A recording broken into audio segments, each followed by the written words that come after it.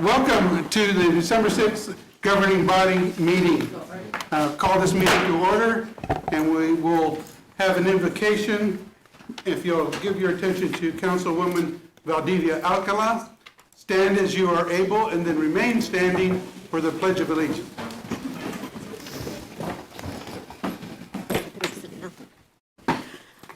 I'll be reading an excerpt from Khalil Gibran's The Prophet, a partial reading of the chapter on work. Often have I heard you say, as if speaking in sleep, he who works in marble and finds the shape of his own soul in the stone is nobler than he who plows the soil. And he who seizes the rainbow to lay it on a cloth in the likeness of man is more than he who makes the sandals for our feet. But I say, not in sleep, but in the over-wakefulness of noontide, that the wind speaks not more sweetly to the giant oaks than to the least of all the blades of grass. And he alone is great, who turns the voice of the wind into a song made sweeter by his own loving. Work is love made visible, and if you cannot work with love, but only with distaste, it is better that you should leave your work and sit at the gate of the temple and take alms of those who work with joy. For if you bake bread with indifference, you bake a bitter bread that feeds but half man's hunger. And if you grudge the crushing of the grapes, your grudge distills a poison in the wine. And if you sing those angels and love not the singing, you muffle man's ears to the voices of the day and the voices of the night. Thank you. I pledge allegiance to the flag of the United States of America and to the republic for which it stands, one nation, under God, indivisible, with liberty and justice for all.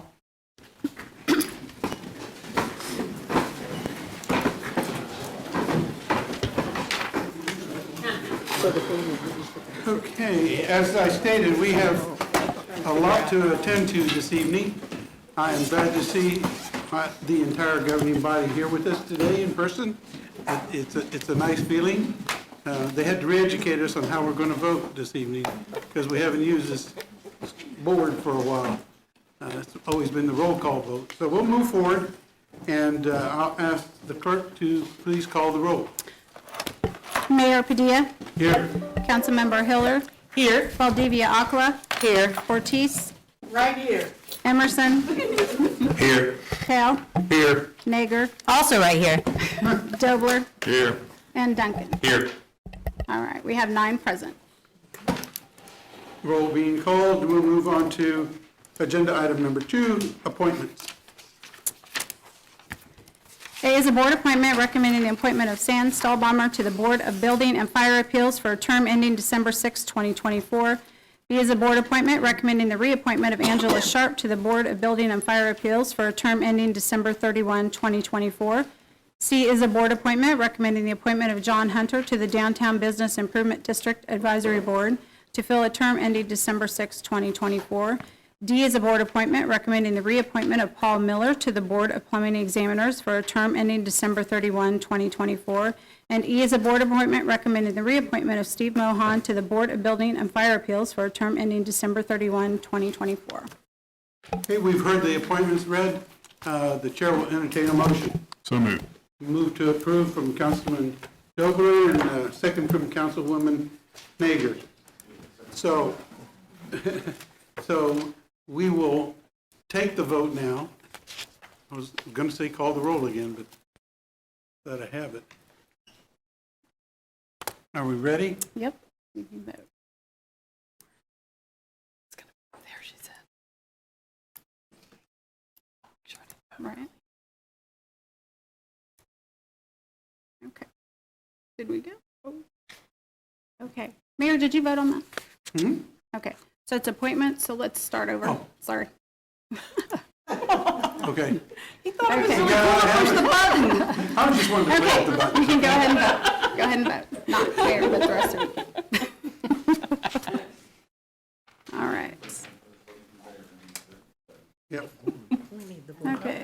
New toy. Councilmember Hiller. Vote early, vote often. There it goes. All right, so, and, all right. Okay, we'll have 8 yes. Motion passes. Okay, Also, it's not going to display. we have 2 of our appointees in attendance today. As I understand it, Mr. Sam Stahlbaumer and Mr. John Hunter. If you'll stand so we can recognize you and thank you for your service.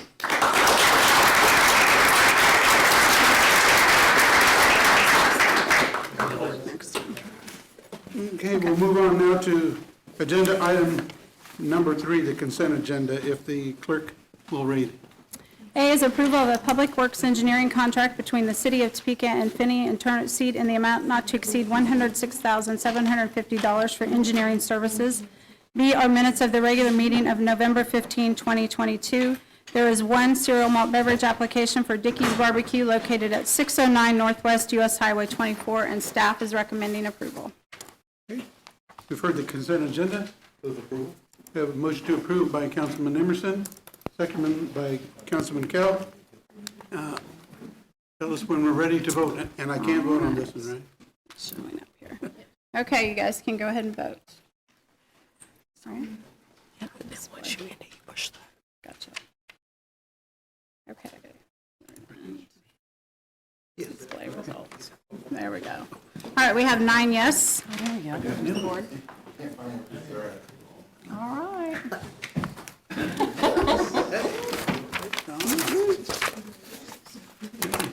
We're good. Action is passed, and now we'll move on to agenda item number 4, action items, if the clerk will read.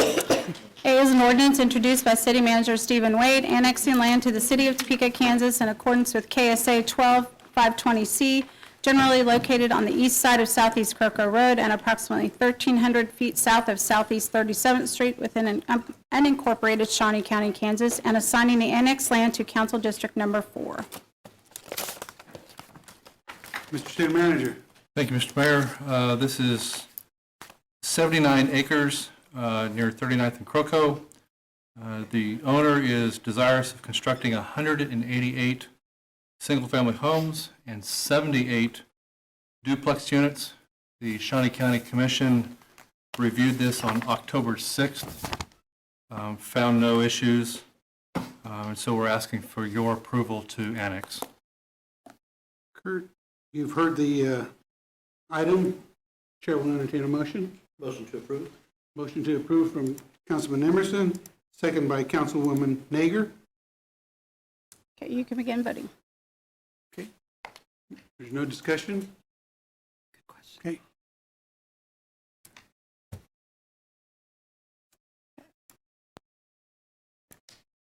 Okay, we have 9 yes, motion carries. Good. Yeah.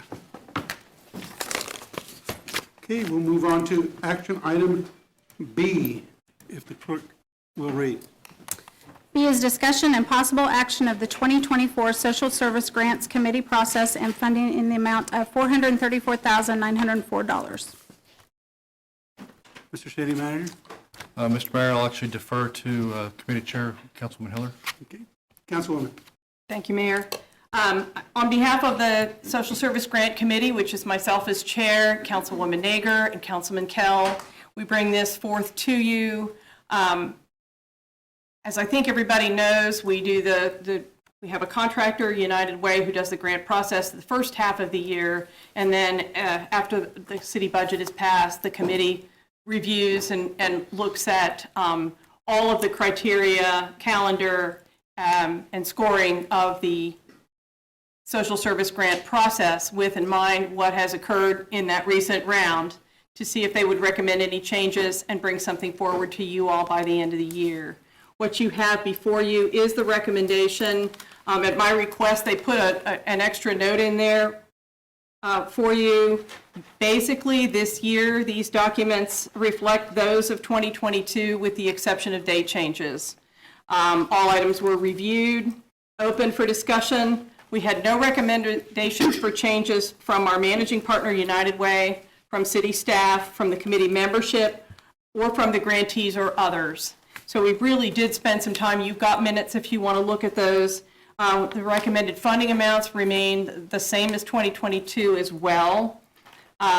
Last year, just to refresh, we made, again, that 434,909 or 904, whichever the number is, to 18 agencies for 19 programs. If anybody has questions and wants me to go in further detail about these documents, I'd be happy to do that. Otherwise, I'm happy to make the motion for the council to approve the 2024 social service grants process and funding in the amount of $434,900. I'm looking at our recommendation. Is it 9 or 4? I know 4. Okay. That's what I see. It's 4 on the agenda. It's 9 on the transmittal document. So, anyway. Okay, there's a Council. motion. Is there a second? Second by Councilman Kell. Any discussion? Any questions for the councilwoman? Or the committee. Any comments from committee? No committee comments from me. Oh, my goodness. Okay. Well, Councilwoman Ortiz. Yes, this is for 2024? If you think about it, the funding process occurs mid-year for the following year. Okay. So the upcoming So process 23 in would be- 23 is for 24. Okay, and then, refreshing my mind, do we get more money during the middle of the year? Or is it just a set amount at the beginning of the year and then that's what we use? I thought, is this one of those fundings that do we have a cutoff date? I guess that's what I'm asking. What happens is that when the council approves this tonight, that is the amount of money that will go forward in the RFP process this spring. And that's the number that will be used to award grants. That number becomes finalized when the council approves the budget. If for some reason the council didn't approve that total amount, and this is a sandwich of funding from the city's general fund budget and from community development block grant funds. If you think Right. about it, it's 67,000 and some change from CDBG, and the rest of it comes from general fund. So it actually, we go through the grant process in the spring and summer and set it, but it's actually finalized when the recommended budget amount that we would approve tonight is included in the budget. If it's more than that for some reason, then the committee gets to re-meet and award additional funds out. If it's less than that, the committee gets tasked with going back and reducing the grants one way or another. How do we come up with that number? I want that question for staff. How do we come up with this number? I think that's a number that's a carryover, Councilwoman, from what we've used this year. Okay, so are we safe with that number? We're safe with that number, given our current projections. Certainly, if we were to get into a situation to where revenue would dip, then we would have to make a modification. Okay. 2 years ago, we were actually able to increase that amount at the last minute. Maybe that's what I'm thinking. Yes, ma'am. Thank you. No further questions. Thank you. Any further questions? Okay, no further discussion? When we're ready to vote? You can vote.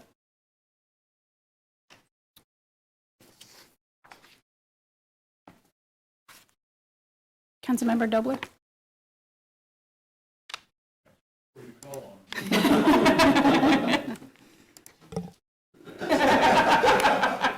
Here we have 9 yes, motion carries. Okay.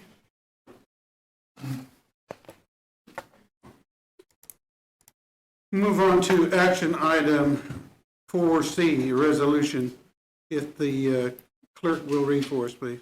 C is a resolution introduced by City Manager Stephen Wade requesting the Director of Alcoholic Beverage Control to convene a hearing regarding the drinking establishment license of 45th Street to determine whether to revoke the license and to notify the City of Topeka if a license renewal application is received.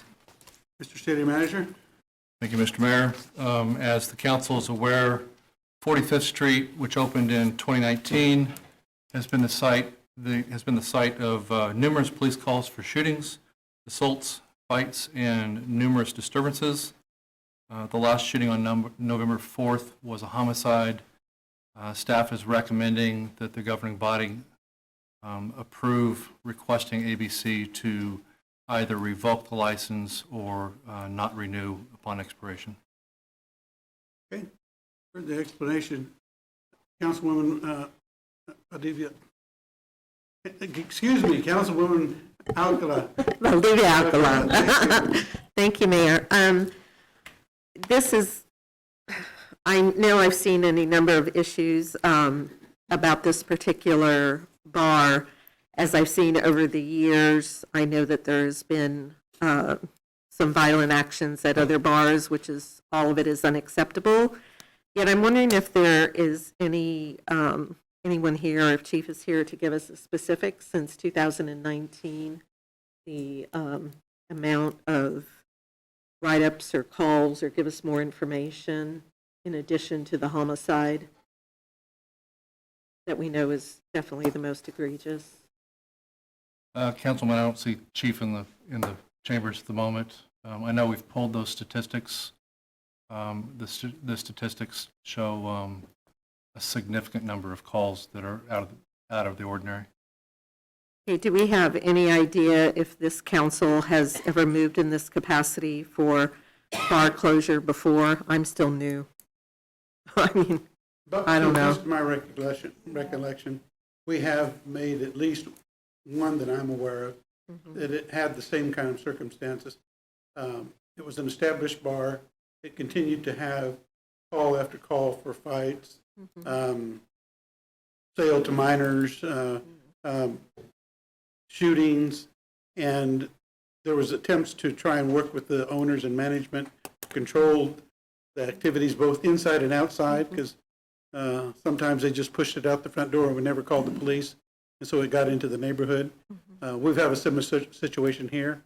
I've received calls from adjacent business owners who were just frustrated with the type of activity that's going on. They don't even feel safe to go out to conduct their businesses. And I think a lot of effort has been given by the police department and ABC to try to mitigate that and reduce those incidents. There was a short retrieve, I guess. The owner closed down for a short amount of time, but that reopened. And as soon as it reopened, the same activities started again. well, thank you for that background on that, Mayor. That's all I needed. Thank you. Councilwoman Hiller. I had a question along the same lines. I don't recall, at least since I've been on council, you were at ABC, so maybe you go before that, but I don't recall us ever taking this action. And I just kind of wondered why it was necessary. It doesn't require the city to do something for the law enforcement or the ABC to act, does it? Maybe the city attorney can answer that. Okay. In order for ABC to revoke the license, the city does have to petition and put on an evidence in a case. So this resolution would be authorizing the city attorney's office to go ask ABC. We have to put on evidence. We have to follow the entire Administrative Procedure Act, and then it's ruled on by an administrative law judge. Because a liquor license is considered property, it's a substantive right. So we have to put on evidence, and it has to be ruled on by an administrative judge on revocation. Thank you. Thank you. You're welcome. That's helpful. Deputy Mayor. I was going to add to that point is that this is just one step in the process, and a reminder that they'll get a hearing with the ABC director, and both sides will get to put forward evidence, and we could lose in theory, all right? We may, but so it's not just we ask and they revoke it. It will have a full-on process up at the state level, and if they see some of the same issues, we will. They'll take that action, and if not, we can go from there. But I did want to clarify that there will be a chance for these individuals to make their case in front of some other official folks at the state. Councilman Cal. All right. My biggest concern has been the violence in this establishment. It falls in my district. I've received, since I've taken office, that's probably the biggest complaint I've gotten is for the continued violence at 45th Street. And trying to talk to the owner, it just seems like, well, that's the way the club business is. And it's not the way the club business is or the bar business is, because there's plenty of bars in Topeka that don't have this as a regular basis. And it just seems odd the way they've kind of closed open, and I kind of came to the city manager when this was started the process and said, I want to make sure that we kind of go through this process, so the simple fact of we're not having this, okay, it's closed now, but in a week, do they open up again? And are we still in the same boat? I wanted to continue the process through, even if it is, the doors are closed as of right now, that we're going through the process to make Topeka safer. And, you know, there's that shooting right before Halloween that they were closed for 4 or 5 days, and then the murder happened like a month later, and then they were only closed for, I believe, a day at that point after the murder. And so it's like, I don't see the owner having the responsibility for the safety of our citizens and for our guests that come in from other places to an establishment like this. It reflects badly on the city as a whole, and it's one of those things that I don't like affecting anyone's business. People put a lot of money and time and effort into running a business, but if it's unsafe for our citizens, I believe the city needs to take action. And I moved to have the petition forward. Move to approve the Or move to- resolution? Yes, sir. Okay, do you have a second? Second from Councilman Emerson. Further discussion? Seeing none, if you'll tell us when we can vote. You can vote.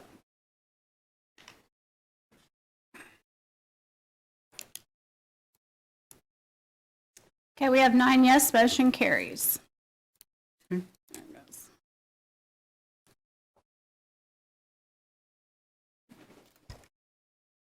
Okay, we'll move on now to a portion of the meeting that I'm sure everybody is anticipating.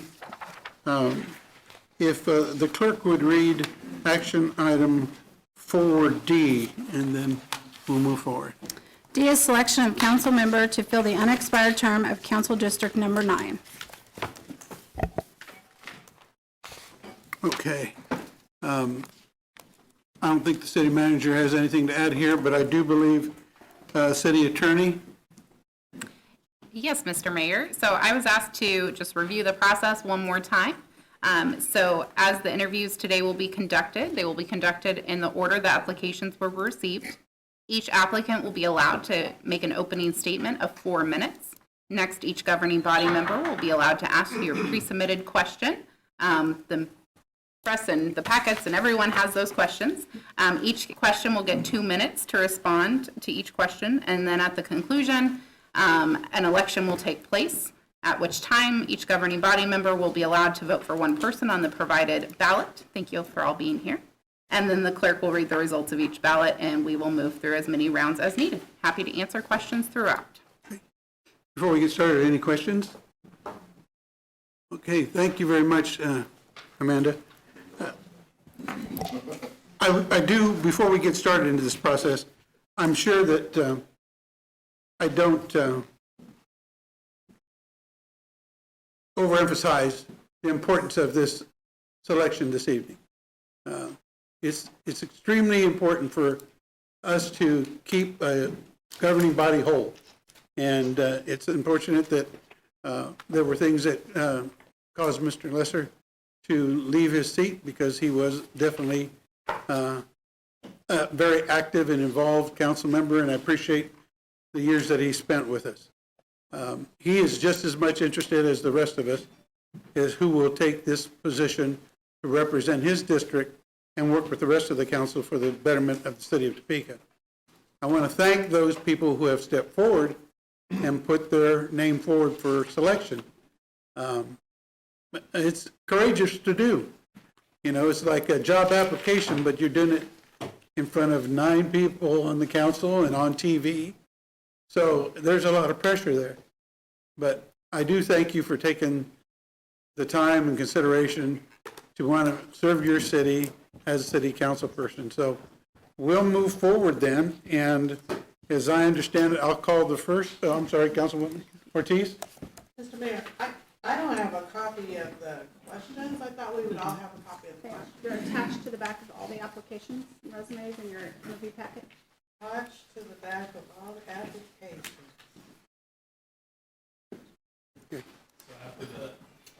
Oh, Each one, you got it on each one. Didn't know that. They need to be why do we make it excused. so different?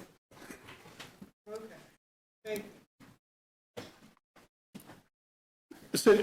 Madam City Attorney, I've been advised that in the past, when this process has taken place, that the candidates, I guess maybe sequester, that the first candidate is called to make their presentation, and I guess they can remain, and then the second candidate would come in and make their presentation. That sounds lovely. This is my first time. Okay, well, I remember, I think we did that with Councilman Dobler and see what happened. Yeah, always, Does reverse this process. always. You find that process. I agree with that. No, yeah. Yeah, they could say after their presentation, certainly. So if that's fine with the clerk? Counting on it. Liz is ready to host them. They put it, them? Yeah. Oh, instead of out there. I don't know if it's open or anything. Nicola's staying because she's first.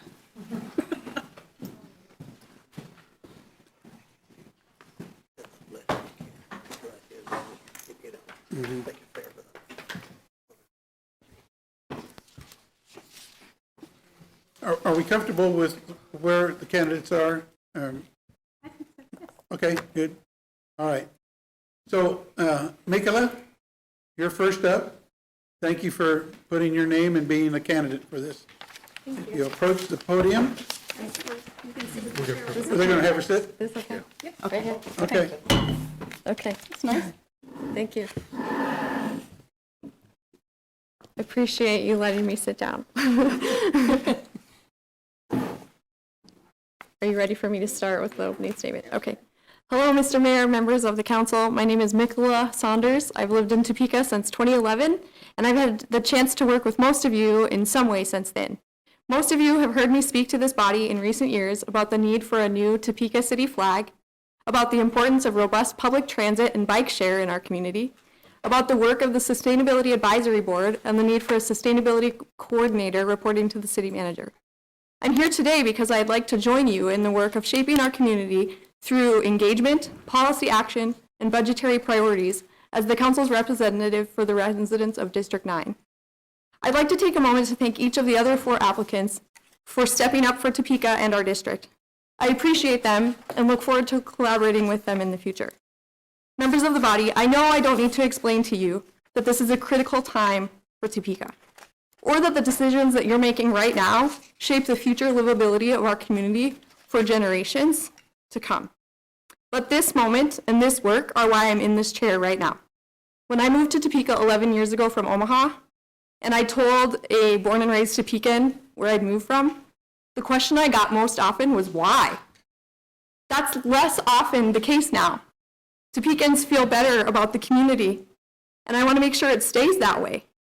We've seen a significant improvement as measured by our Net Promoter Score, and in so many ways, residents are embracing the great things that the community has going and working to build on them. But even as that momentum grows, thanks in part to collaborations like Momentum 2022 and now 2027, and the work of the council to ensure more community participation in decisions like the budget, many residents are still feeling left behind. And because perception is reality, I want to bring my skills and abilities to work for District 9 and the city as a whole to ensure that Topeka becomes a community where every person has the ability to thrive. My application has already explained to you my professional experience in communication and marketing at Washburn and at Visit Topeka and the Greater Topeka Partnership, and also as a print journalist before I moved to Kansas.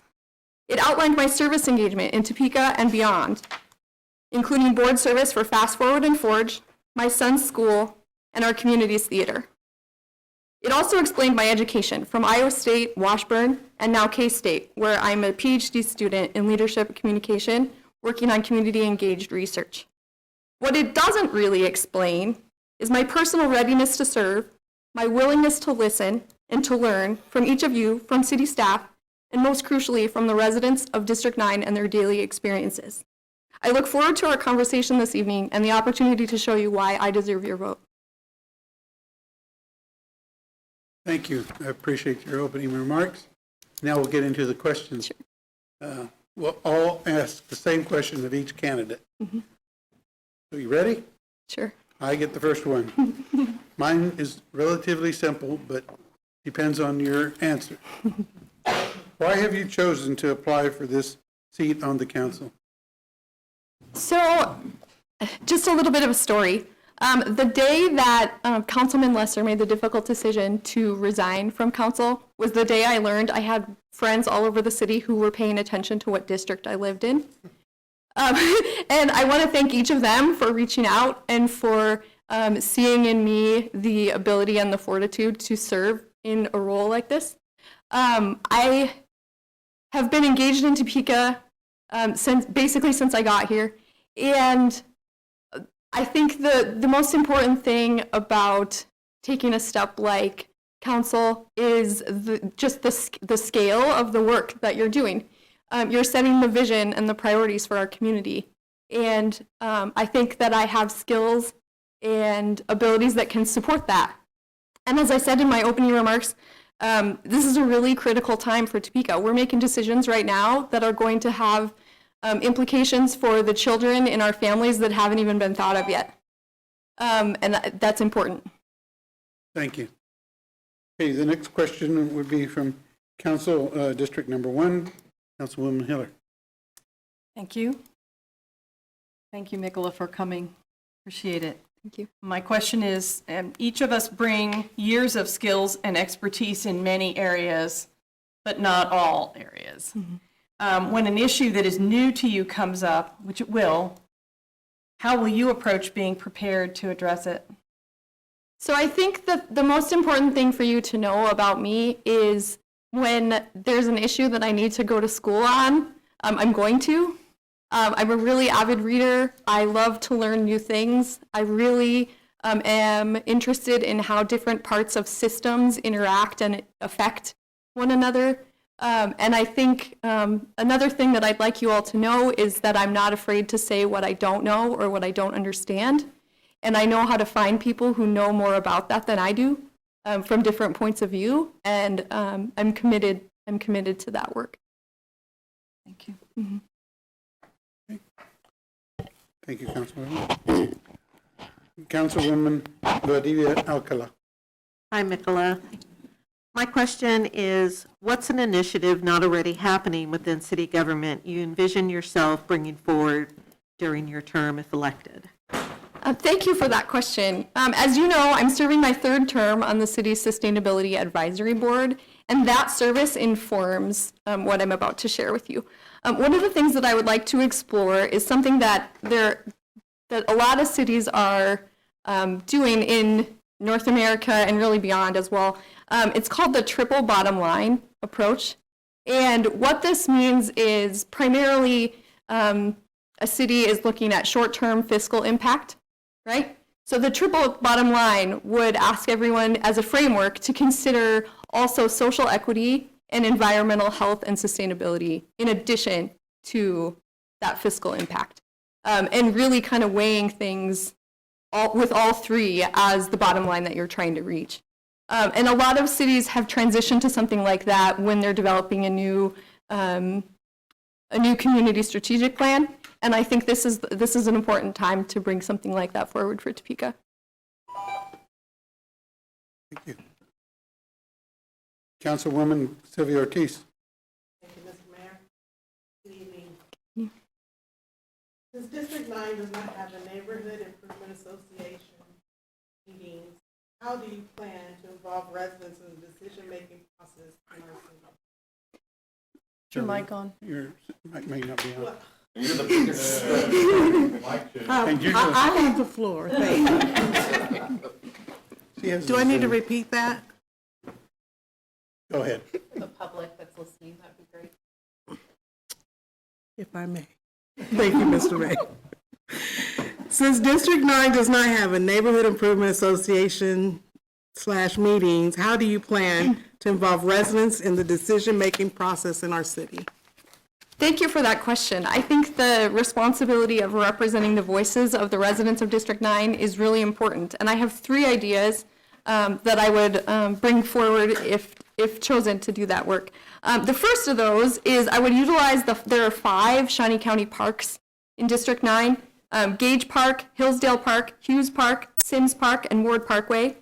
And I would make a point to visit those parks regularly and make sure that residents know that they can find me there at certain times.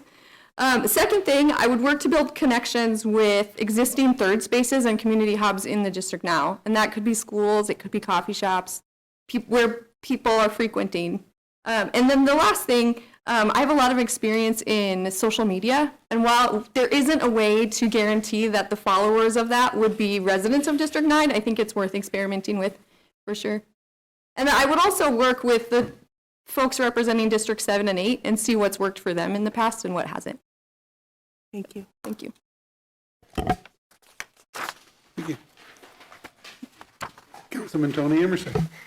Thank you, Mayor. Good evening. Like many capital cities, a large amount of Topeka's prime commercial property is tax exempt, state-owned, city and county facilities, not-for-profits, being a capital city, hospitals, etc. This puts a large burden on property owners that are not exempt. Please give one idea you have to reduce this burden. Thank you for your question, Councilman Emerson. I think you're right to recognize in this forum the challenge created by the capital city's amount of tax-exempt property. This is sometimes brutal truth makes decisions like establishing a new TIF district more important for cities like Topeka than some of our neighbors. It's one of the reasons that a lot of communities are starting to shift away from that approach. But another consideration could be developing a circuit breaker approach, which I, to be honest, learned about really recently because I thought this was a really important question. Kansas is not one of 18 states that allows for this, but what a circuit breaker does is recognizing the proportion of a resident's income that property tax takes, also in many cases for renters. And so what it would allow us to do, and granted we'd have to advocate at the state level for something like this to be possible, but what it would allow us to do is to really support the city's most vulnerable residents because it includes renters as well, which I don't need to tell you, that's a large portion of District 9 residents. And so it would allow circumstantial adjustments annually as well. Thank you. Thanks. Councilman Brett Kell. All right, thank you for joining us tonight, and I bet this is probably a lot harder than when most of us did running an actual election. So here's my question. If you could fix one problem in Topeka, what would that problem be, and how would you go about fixing it? Thank you for that question, Councilman Kell. If I had a magic wand, I would address the disparity in livable experience among Topekans based on their zip code. But I don't, and I know that you don't either as a council. So one thing that I would do is utilize the tremendous work the planning department has already done on neighborhood health maps as a guide for social equity. Last updated in 2020, these maps use 5 categories: poverty, public safety, average residential property value, homeowner tenure, and boarded houses, to understand the needs of the neighborhood, classify neighborhoods as healthy, outpatient, at-risk, or intensive care. District 9's neighborhoods are healthy or outpatient, which is why we don't have the neighborhood improvement associations that Councilwoman Ortiz mentioned.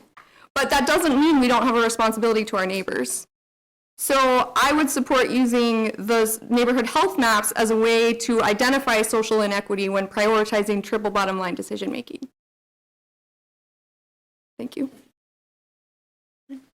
Councilwoman Nager. Thank you, Mr. Mayor. And Ms. Saunders, thank you for applying and being involved. Thank you. My question is, what is one primary goal or agenda you hope to accomplish if selected to serve on City Council?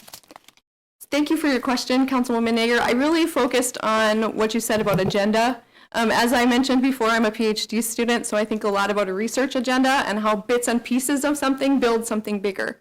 One thing that I would really work to prioritize over time and in small pieces to start is really working to increase trust by addressing inequity throughout the city. And I think part of that relates to something like a triple bottom line framework. Part of that has to do with building on the pieces that we already have in place. We're nationally recognized for data sharing. We do lots and lots of training for neighborhood folks who are part of improvement districts regarding resources and opportunities, and we can expand that to more neighborhoods and more residents. And I think that if we build on those things, we can make a lot of change in terms of addressing inequity and really building a culture of trust. Thank you. Councilman Doler. Thank you, and thank you for being here. Thank you. My question's pretty simple to answer. What are the two top functions of the city council? Thank you for your question, Councilman Dobler. I know there are a lot more than two responsibilities that you have, so I thought a lot about this. And I think the first one is really setting the vision for the community through short-term and long-term objectives, priorities, and policies. And the second one is making sure that the budget that is developed really matches those priorities.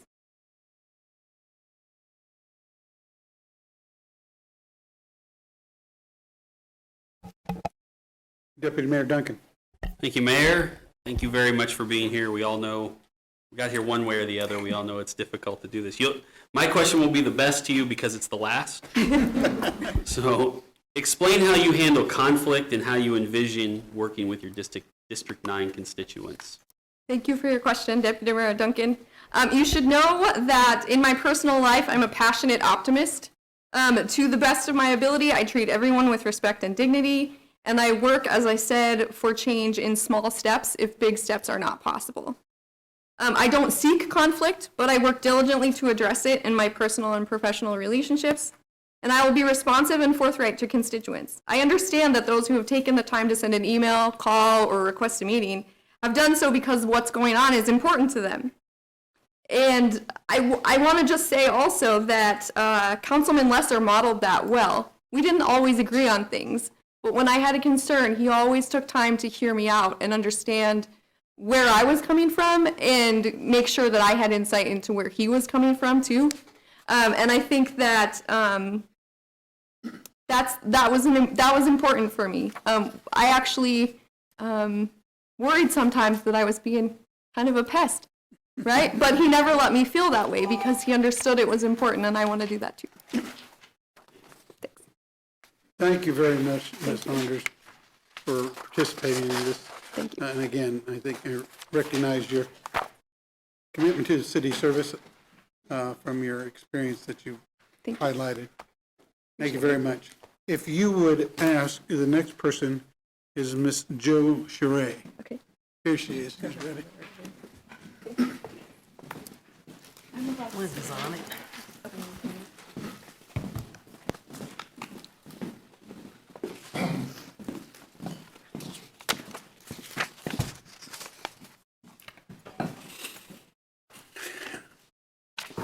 Hello, Joe. How are you? Good. Good. Is this on? Am I on? Okay. Just to remind you that we'll give you 4 minutes for an opening statement, and then after that, we'll move into the questioning phase. So the clerk will keep the time Okay. whenever you're ready. Mayor and the City Council of Topeka, thank you for the opportunity to come before you this evening. How do you fit years of being involved in the community into a 4-minute opening statement? I will attempt to do just that this evening. When I first ran for this seat in 2017, I had already been involved in state-level politics. I have been involved with the Kansas Democratic Disability Caucus, where I quickly went from caucus member to committee woman to caucus chair, and now serve with other caucus chairs on the executive committee. I helped develop and vote on a robust plank for Kansans with disabilities in the party platform. During this time, I had also been serving on the ADA Council with the City of Topeka, and I'm currently in my second term with the council. Last year, we worked on an accessibility survey which helped us identify parking issues in the City of Topeka with respect to handicap parking. I bring a strong communication background to this position. I am currently serving as the Communications Chair for Capital Area Democratic Women and am the Communications Secretary for Kansas Federation of Democratic Women. Prior to being elected Communications Secretary, I was on the Publicity Committee. I have worked with others in neighborhoods not in my district on the Neighborhood Task Force to address code compliance and enforcement issues. I am a graduate of the First Step Fast Track Class number 30. I was part of the initial Washburn Student ABWA chapter. I was the tech assistant for Washburn University Campus Ministry Board, and these are just a sample of areas in the community I have been involved with. There are many more areas I mentioned in my application. I would love the chance to serve on the council and bring my experience and knowledge of disability issues, communication skills, neighborhood involvement, and dual connections in the state and the city to the table to serve the constituents of District 9 and the city of Topeka as a whole. Thank you. Okay, we'll move now to the questions. I start with the first one. It's the same questions we'll be asked of all the candidates. My question is, why have you chosen to apply for this seat on the council? Topeka is my home. I would like the chance to work on issues that are still as prevalent today as they were when I ran for this seat in 2017. There's still blight, homelessness, improving the quality of the materials we use for road construction repairs, crime, and increased panel handling all over the city. Thank you. Councilwoman Hiller. Thank you, Mayor. Thanks, Joe. Thanks for being here. My question is, we each bring years of skills and expertise in many areas, but not all areas. When an issue is new to you, when an issue that is new to you comes up, which it will, how will you approach being prepared to address it? Facing challenges is nothing new to me. I am able to come into a situation, get to know people, and learn how things work. I am always learning and know that with this position, there will be always something that I will have to learn, and I will have to be open to that learning opportunity. Thank you.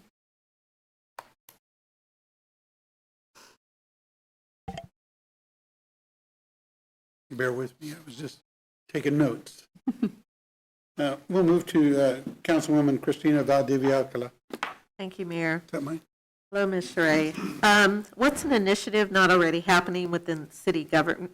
What's an initiative not already happening within city government you envision yourself bringing forward during your term if elected? I would like to bring back the neighborhood task force and/or the code committee that I was part of. The code compliance committee worked underneath the neighborhood task force, and we worked very diligently with the city to make a dent in identifying and demolishing abandoned properties in the city. I feel there's still a need for the task force and the committee. I know that you said not already happening in the city government. However, one hidden gem that isn't getting enough attention is the community garden application. I would like to bring more attention to that resource on the city website in light of the fact that there is always looming food insecurity in the city.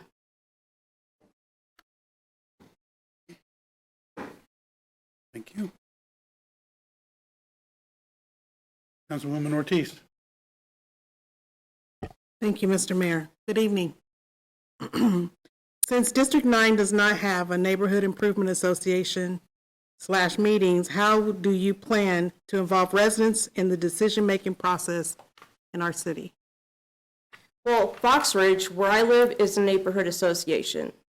So, as I mentioned to Councilwoman Valdivia-Alcala, I would bring back the neighborhood task force, which encompassed the NIAs and the NAs in the city. I would also make myself available by regular meet and greets around District 9, utilize social media, and send out regular snail mail and digital newsletters. I would also include information from any of the other city council districts that council members would be willing to share as well.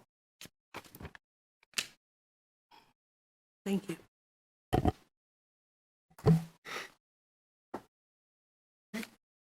Councilman Emerson. Thank you, Mayor. Good evening. Like many capital cities, a large amount of Topeka's prime commercial property is tax exempt.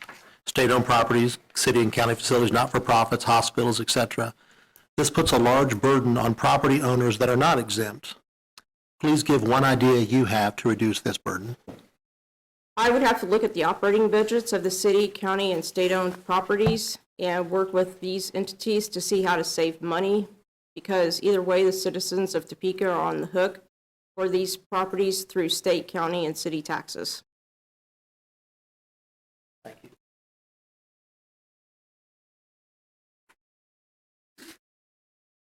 Councilman Kell. Thank you, Joe. Like I said before, this is probably tougher sitting there than going out and doing the campaigning like we all did before. If you could fix one problem in Topeka, what would that problem be, and how would you go about fixing it? I would like to build on the idea that you and I talked about with regards to providing a dumpster in the tent cities that are dotted around the tree lines all over the city. And I'd also like to work on developing a program to help the homeless in these tent cities with day jobs they can use on job applications.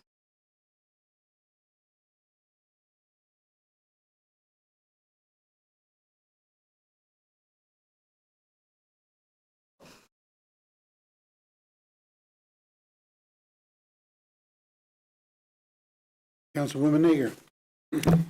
Thank you, and thank you, Ms. Sheree, for your involvement and for applying for this position.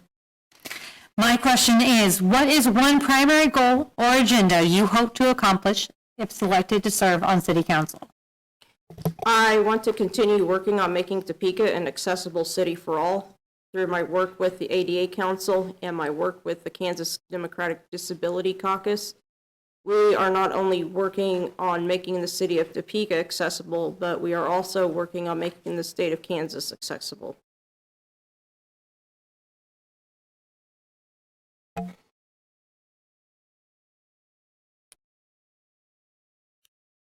Councilman Dobler.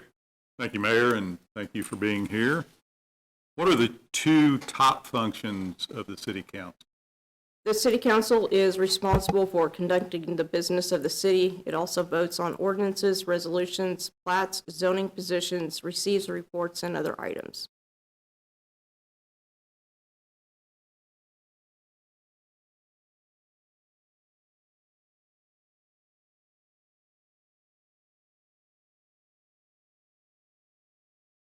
Deputy Mayor Duncan. Thank you, Mayor. Thank you very much for being here tonight, Joe. As I tell every candidate, we all have been in your position one way or the other. A couple up here have actually literally been in your position, doing it this way. Some of us had to work a little hard for it. It's all right. My question will be the last. You gotta lighten it up. It's so somber in here, man. It is. Explain how you handle conflict and how you envision working with District 9 constituents. Well, I'm able to meet conflict head-on while maintaining a cool head. As I mentioned to Councilwoman Hiller, I go into a situation, find out what is wrong, get to know the people involved, and try to find a solution that works for everyone. I am interested in following your lead with respect to how you do your Sunday meet and greets at Fairlawn Plaza. I want to have rotating meet and greets at various places up and down Wanamaker, and anywhere in District 9 there is a place for small groups to gather. Thank you. That's the final question, Joe.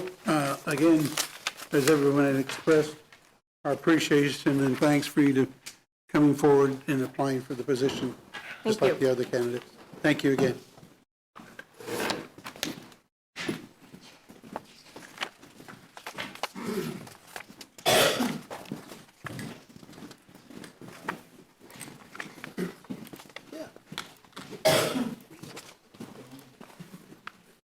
Pretty good. Mr. Tremble, as a reminder, you will get 4 minutes for an opening statement. After that, we will take turns asking you a single question. It's the same question we've asked each candidate before you. Welcome, and thank you for going through this process. Thank you for the opportunity. When you're ready to start, the clerk will start the timer. Okay, let's do it. Good evening. I'm really excited to be here, and I'm really pleased at this process and the candidates that we've got. This is really excellent. Last time I saw you all, you elected me into the Americans with Disabilities Act Council here in Topeka. On that council, we sometimes get transcripts of the city council meetings. And as I've read those, one thing I've noticed is that you guys really work well together. You disagree, but you disagree with respect. And unfortunately, in my experience, that's something that isn't super common on boards and committees. So I commend you for that. And I'm really excited about the prospect of working with such a dynamic team that's able to put aside differences and respect each other. If elected, I bring a fresh perspective, an outside view. I've got a drive to preserve what is good here. And I want to move forward together towards what our city is about to become. I've worked on many community boards and nonprofit committees over the years, decades. I was a tutor on Los Angeles' Skid Row for children in domestic violence shelters. I served on the National Performers with Disabilities Committee for the Screen Actors Guild to ensure that persons with disabilities had greater representation in film and television. Here, I serve on the ADA Council, and I also serve on several boards and committees for the Kansas Bar Association. I've seen a lot of teams work together, and I know good teamwork when I see it, and you guys have it, and I'm excited. As my resume points out, I am an honorably discharged disabled veteran, a former U.S. Coast Guard Auxiliary Flotilla Vice Commander, an award-winning musician and filmmaker, and I taught disabled veterans music through a nonprofit we developed in West Hollywood. I'm a small business person. I've started 3 businesses here in Topeka, much like my grandfather did when he immigrated here from Mexico in 1923 and worked as a telegram carrier by bicycle as a child. And as he got older, he opened his own grocery store called Johnny's Little Super over in Oakland. And that was in the 1930s, one of our earliest minority immigrant-owned businesses. He met my grandmother, Maybelle, here. She was a school teacher, retired as such. My mother, sitting behind me, she is a retired school teacher from Topeka Public Schools. And shortly after moving here, I got my substitute teaching license, where I am also a teacher in Topeka Public Schools. Never expected life to go that way, but I guess the family line just had it going. That said, I'm not,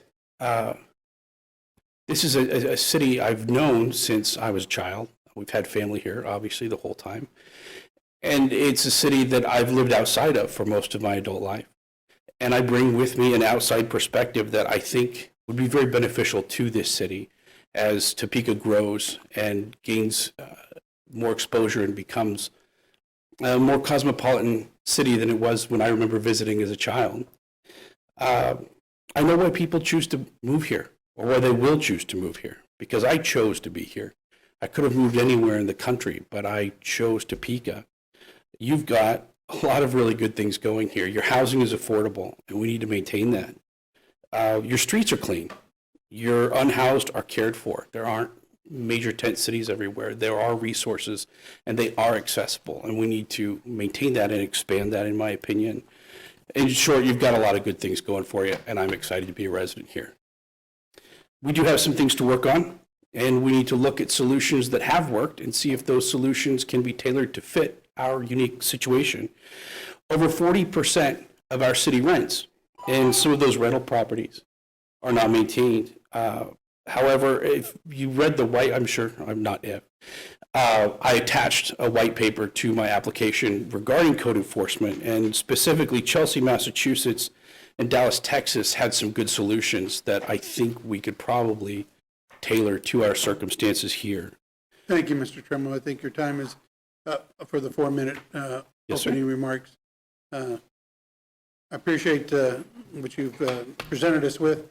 We'll move forward now to the questions. And I have one question again. Yes, sir. What was the name of that grocery store you're talking about? Johnny's Little Super. I think Emerson probably is old enough to remember that. It doesn't ring a bell with me, but he's probably been long enough to remember. A long time ago. Okay. All right.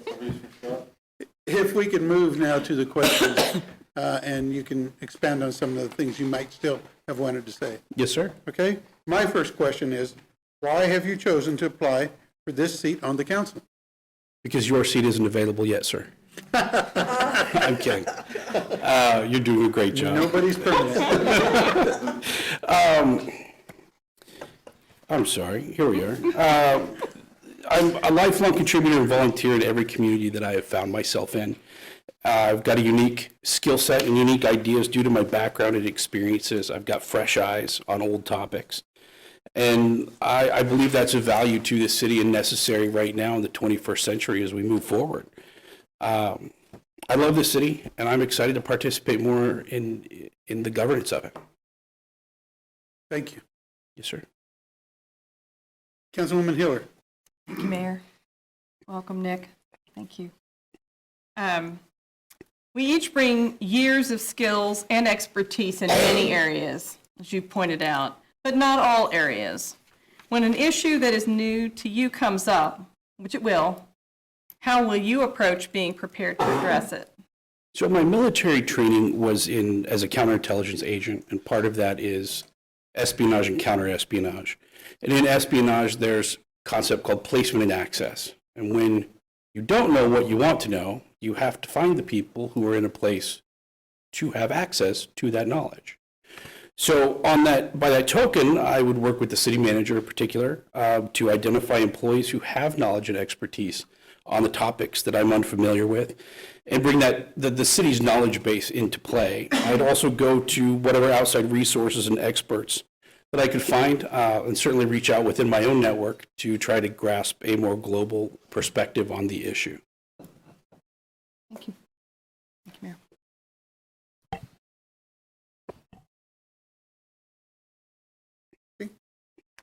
Councilwoman Valdivia. Thank you, Mayor. Hello. What's an initiative not already happening within city government you envision yourself bringing forward during your term? I am an American Mexican, meaning I actually immigrated to Mexico.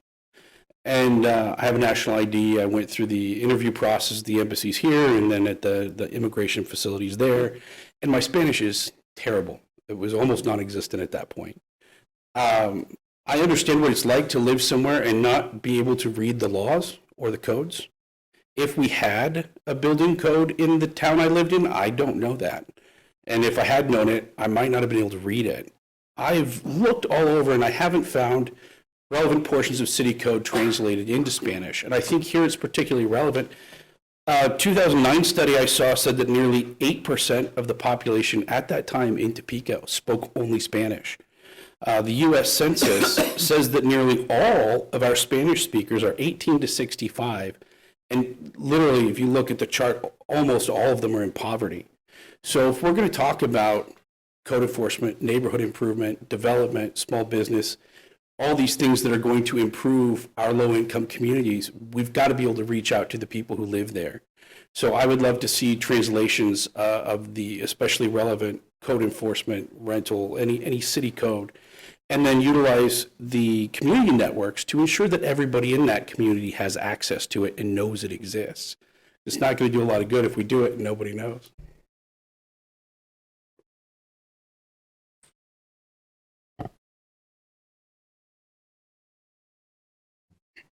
Councilwoman Ortiz. I'm here. Yeah, here. I Good look for you evening. on the screen. Good evening. Since District 9 does not have Neighborhood Improvement Association meetings, how do you plan to involve residents in the decision-making process in our city? I imagine this is a question everybody here probably has to ask themselves every couple of years or so. It used to be email lists and then social media and now the Nextdoor app, and it's something that I feel is constantly updated. There is a tried and true method that has worked for me. I hope it would work here as well. When I was the chapter leader for the Guardian Angels in Denver, we moved into West Denver, which is the neighborhood we were in was surrounded by housing projects, and every violent crime you can imagine happened every night. It was, you could literally stay up and hear AK-47 fire. So community didn't talk to each other. So I started a Sunday potluck and movie screening, called it a community night. Our volunteers would bring food, we'd screen a movie. And as we were out walking the neighborhood, we'd invite literally everybody. And we ended up really getting to know the community, understanding their needs, understanding what's being served, what's not served. We managed to go between the community and the police department to help operate a cop shop on the main street that was really beneficial to everybody. On that note, I've identified a dozen businesses in District 9, and what I would really love to do is do a once-a-month Sunday afternoon community involvement, put that out on Facebook on Nextdoor. And we've got some places that people probably don't go to. Le Petit Bonbon, 4310 is a new pizza place. They actually have vegan pizzas there, which makes it very unique. We've got AJ's, Skinny's, The Dugout. We've got popular places like Westridge, Gage Bowl. And I've talked to a lot of people who have never been to the Japanese gardens. They know about it, but they haven't been. I'd love to bring everybody there. We've got the band shell in the park for the concerts in the summer. We've got West High School, which I would definitely reach out to the principal. They have obviously already got parent-teacher conferences and open houses and things, and I would love to piggyback on that to ensure that people had avenues of communication to reach out to me and make things happen.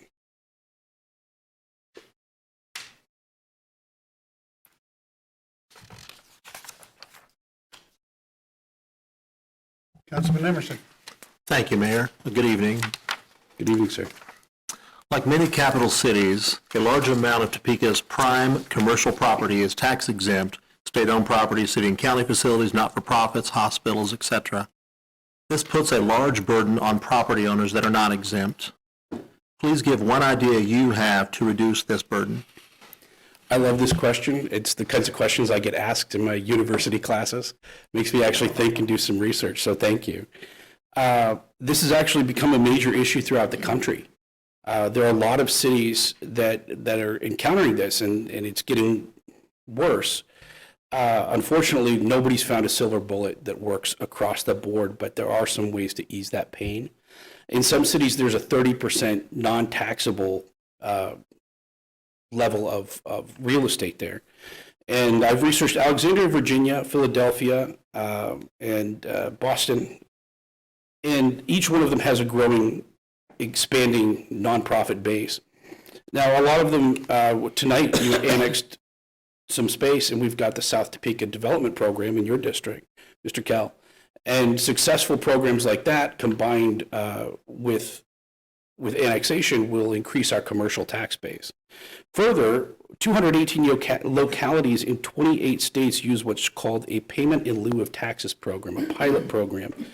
Boston brings in $20 million a year on that, and 90% of that comes from hospitals and universities. In capital cities like ours, there's the option to engage in a pilot program with the state, so that the state is paying to cover what we lose in property taxes from their occupied land, which obviously is the capital city. We have more of an issue here than anywhere else. Thank you. Yes, sir. Thank you. Councilman Kell. Right, thank you for being here, and kind of like I said before, I'd rather not be sitting in that seat. I think it's a lot tougher sitting there than doing the door-to-door like many of us did. So my question is, if you could fix one problem in Topeka, what would that problem be, and how would you go about fixing it? Well, I focused in my application on code enforcement, and I think the solution isn't necessarily enforcement. It's code violation resolution, and that impacts so many more aspects. I think you're all aware of it here, but I think people outside of the system don't understand how important that really is to a community, to have a safe rental home, to have clean neighborhoods, to ensure that there's a way to resolve issues between neighbors when it comes to those things. Chelsea, Massachusetts, and Dallas, Texas, I've already highlighted. But essentially, if I break it down, it's to pair code enforcers with prosecutors to target heavily impacted areas. We already have a state law that we're not using, it seems, that we could use to target habitual offenders who just won't fix the problem. Our social infrastructure, looks like we've got a lot of churches and nonprofits. I know, Ms. Hiller, you were quoted in the paper, maybe it was a year ago even, it was this year, about a new program to help unite neighbors with resources on a community level, and that's fantastic. And on that note, the most effective thing, Dallas saw a 70% decrease in citations when they gave code enforcers and courts the ability to immediately connect people with social services. Because the reason people aren't keeping properties up or maintaining the areas, because they need other things. And the last thing on their mind is mowing the lawn when they're worried about food and childcare and all these other things. So plugging them in with the social services on that level, 70% reduction, I think that's something we should really look into.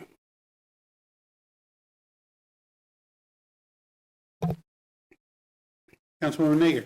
Thank you. And Mr. Trammell, thank you for being here tonight. Thank you for applying, and thank you for being engaged.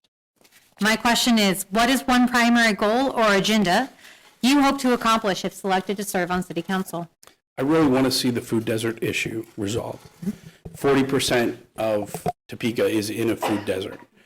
And I know in your district, there used to be a Dillon's that is no longer, and the Central Topeka Grocery Oasis has been working with Citgo to try to get a grocery store in there.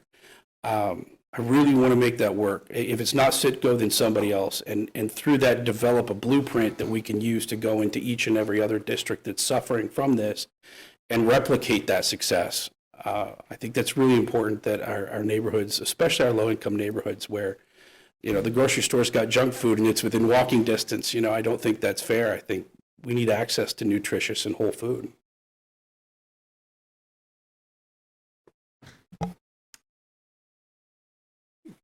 Councilman Dobler. Thank you, Mayor, and thank you for being here. What are the two top functions of the city council?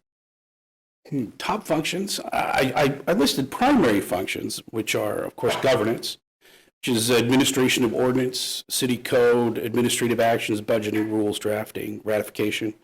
And the second, management, oversight of the assets and staff of the city.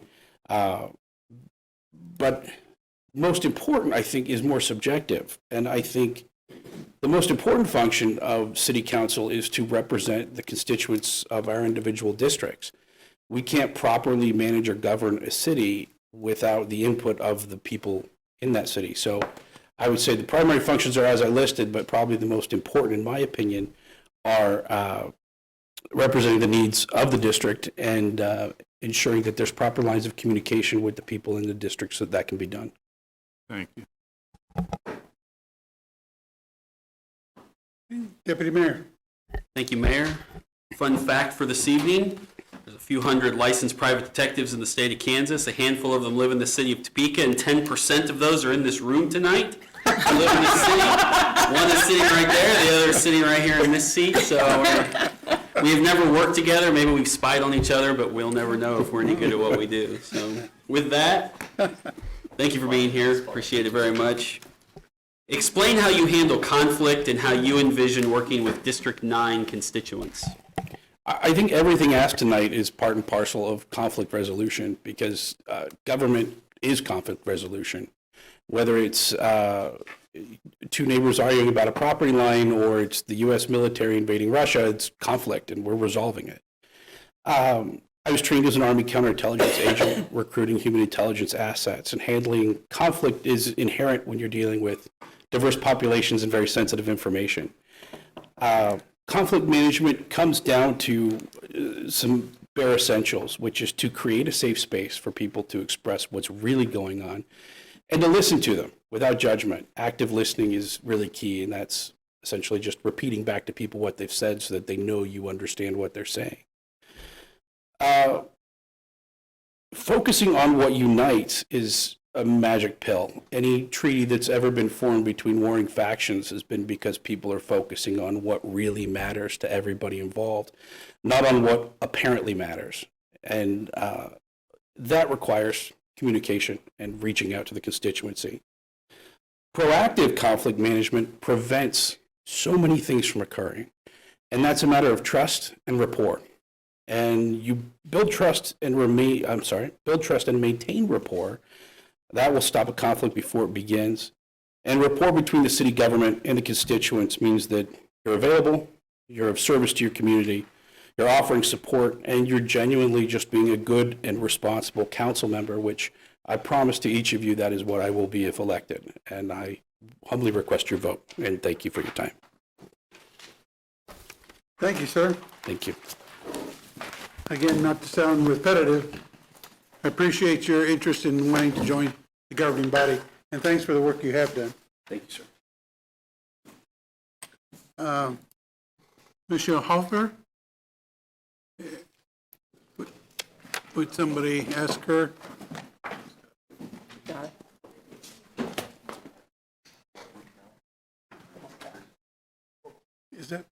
Is that the way you correctly pronounce it?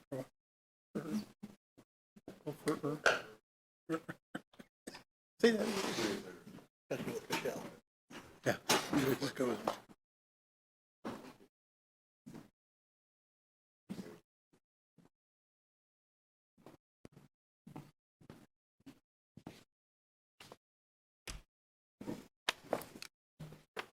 Good evening. Good evening. I want to make sure that I pronounce your name correctly, the last name. Michelle, I got. Hofer. Hofer? Mm-hmm. Okay, good. Councilman Dobler wanted me to add 2 or 3 other R's in there. Yeah. Okay. As a reminder, you'll get 4 minutes for an opening statement. After that, we'll take our turn at asking individual questions. I want to thank you for being here tonight and for coming forward to serve on the council. When you're ready, the clerk will start the timer. Okay. Honorable Mayor, members of the City Council, and fellow citizens, good evening. My name is Michelle Hofer. I am honored to be here as a candidate for the District 9 seat on the City Council. Approaching this position, I first asked myself, who will I be representing? So I did a little looking, since I've had a map with me recently. First and foremost, the residents.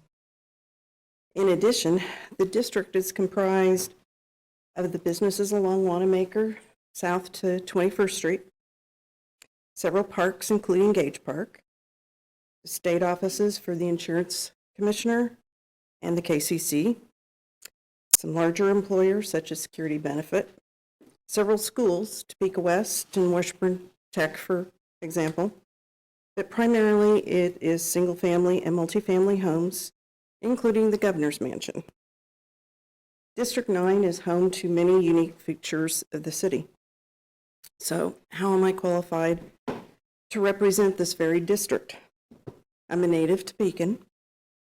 After high school, I moved to Manhattan to study engineering at K-State. When I finished, I returned home to start my career as a structural engineer for Finney and Turnipseed. After 10 years, I decided to return to school and pursue my master's degree in industrial engineering. After school, I joined Lardner Cutstone, and in 2005, I became one of the owners. Being a small business owner requires many skills. I deal with maintaining property, paying taxes of all kinds. I manage money, human resources, employees, and deal with an ever-changing economy, and the occasional infrastructure projects on top of that. Outside of my business, I have volunteered for many different groups, including the city. My service on the Topeka Planning Commission taught me about subdivisions, zoning, platting, and some about NIAs. Little did I know that would help me so much in the future. Chairing the commission also gave me the experience of running a meeting with public testimony and cameras. All good skills for a council member. I have much to learn, but I have a good foundation to start. I will listen, work hard, collaborate with all of you and the citizens of District 9. I am invested in this community. I care about Topeka citizens and their future, and I hope to make it better through my work on the City Council. Thank you. We'll move to the questions, and you may have touched on a little bit of your answer for my first question, and that is, why have you chosen to apply for this seat on the council? I suppose the idea of being on city council was planted when I was on the planning commission. At the time, District 9 was well represented by Richard Herman. The job requires passion, and I guess it took time and opportunity for me to realize that I had a desire to do this. After the last couple of years, I had thought about seeking the position when Mike Lesser retired. It got moved up a bit. I believe a person can have more impact on a city level. After watching the contentious national and state campaigns of the last few months, I decided working with a nonpartisan group was very appealing. I want to be part of a group that works together and gets things done. I want to positively impact lives, and I care about the future of my hometown. Thank you. Councilwoman Hiller. Thank you, Mayor. Thanks, Michelle. Good to see you. We each bring years of skills and expertise in many areas, but not all areas.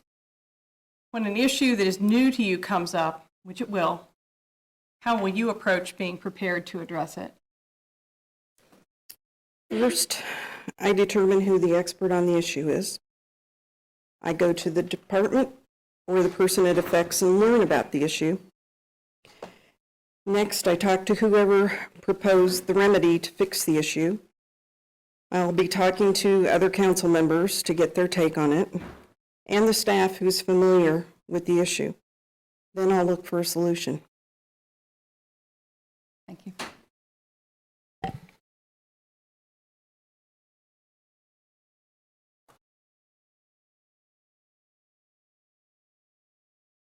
Councilman Vodiviakla. Thank you, Mayor. Good evening. What's an initiative not already happening within city government you envision yourself bringing forward during your term if elected? This was a hard question for me because I'm not familiar with every initiative that the city's doing, so I kind of took a stab at this one.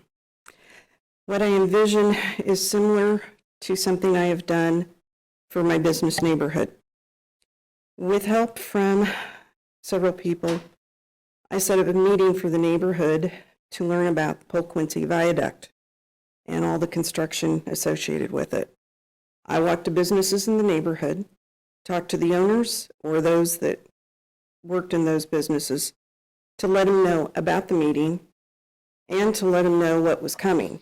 Several of them didn't know what was actually coming, and that included some that were going to be moving.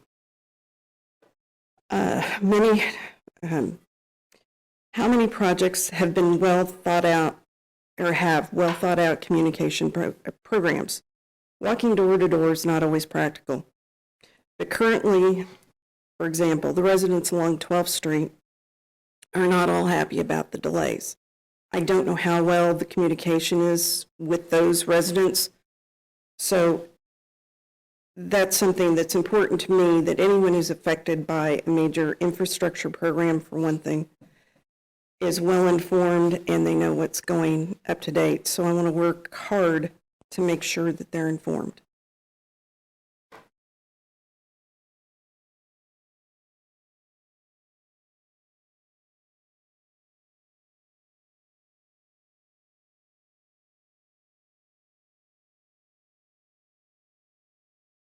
Councilwoman Ortiz. Thank you, Mr. Mayor. Good evening. Good evening.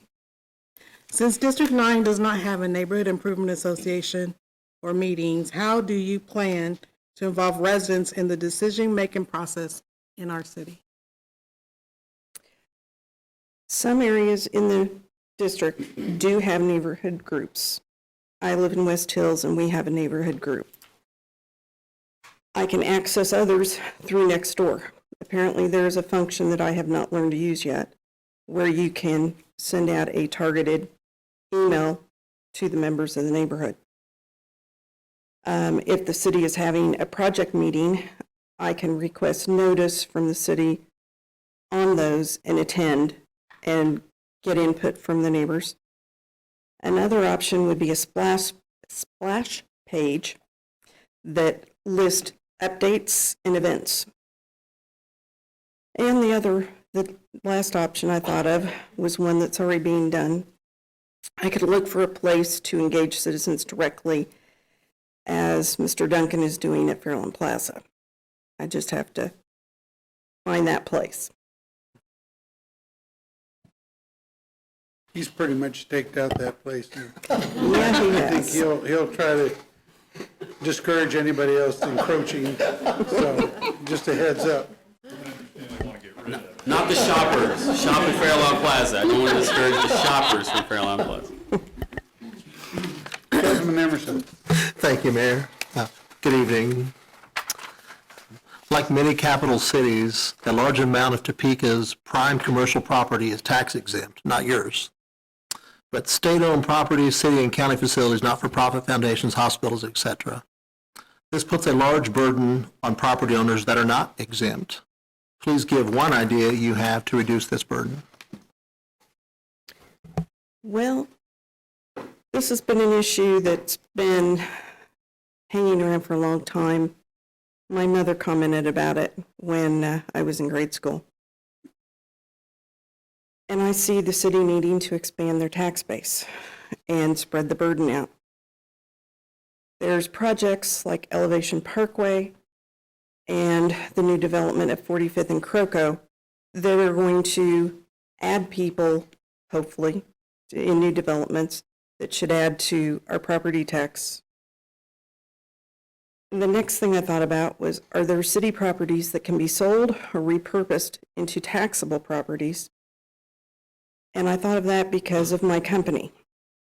Years ago, the city bought more ground for the street department, expanded over there, so they didn't need some of the buildings by ours.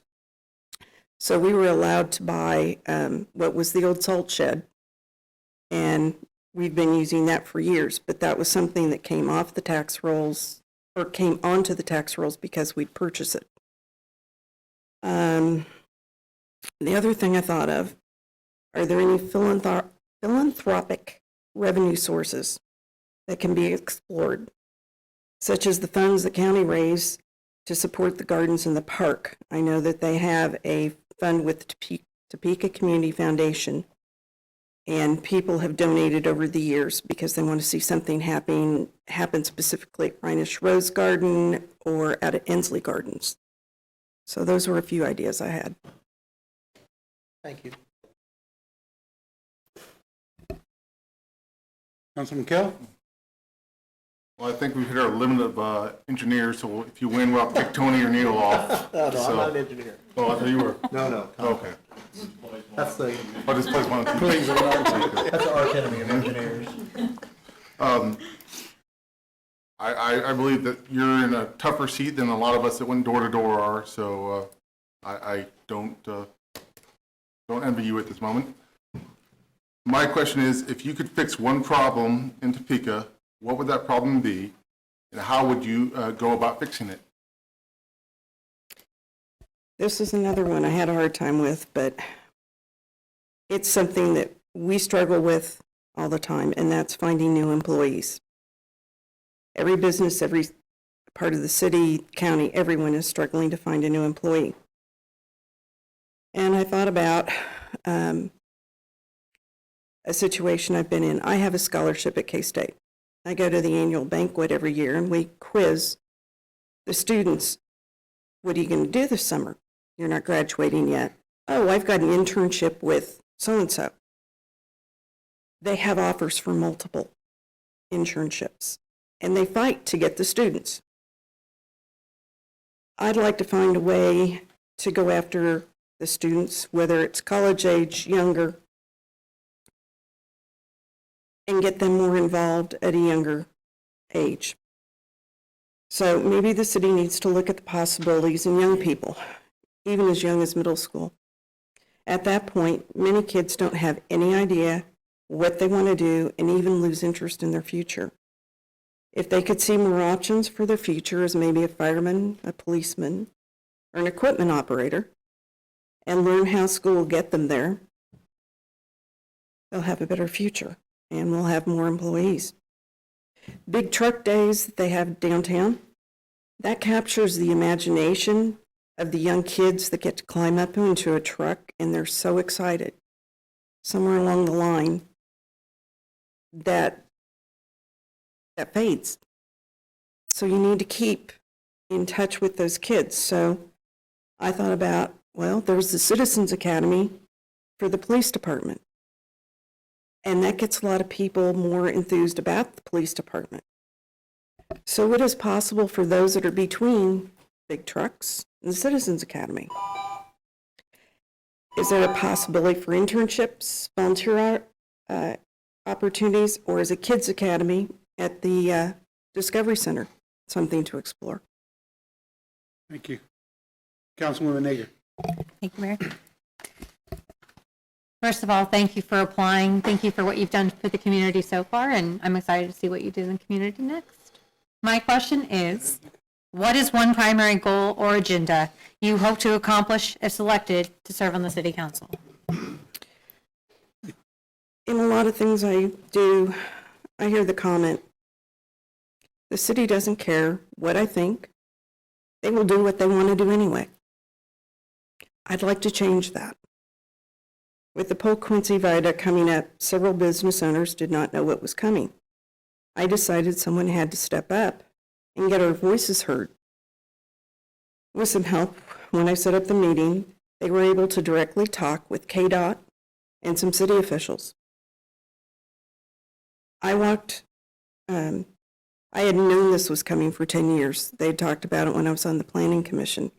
So I was a little bit flabbergasted that some of them were just shocked that this was coming. But I want to change the conception that people have about the city, and I want them to know that it's a city that cares.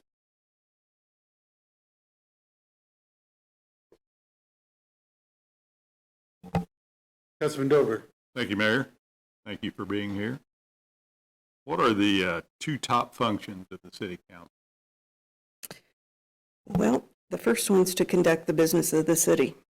The city, or the council, votes on ordinances, zoning, regulations, appointments, and the budget. They also vote and interview and vote on major hires. The other one is to communicate and represent citizens and decisions and issues affecting them.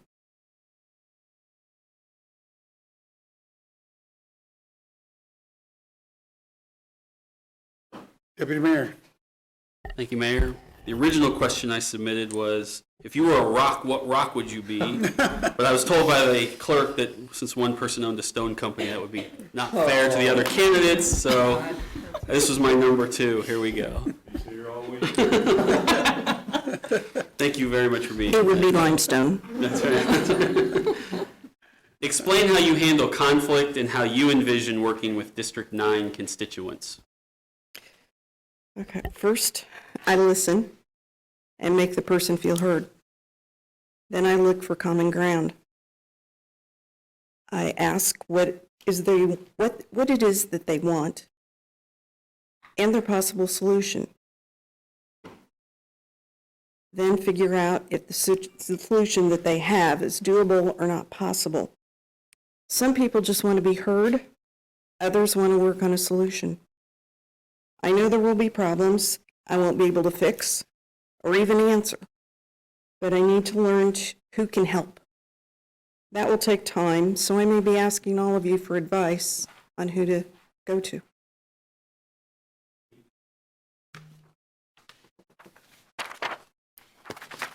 That completes all the questions that we're going to ask. Thank you for indulging some of the city mayor, deputy mayor's comments, but I agree with him. It gets a little somber in here because this is serious business, but I do appreciate you appearing and stepping forward to take the seat. Thank you very much. Thank you.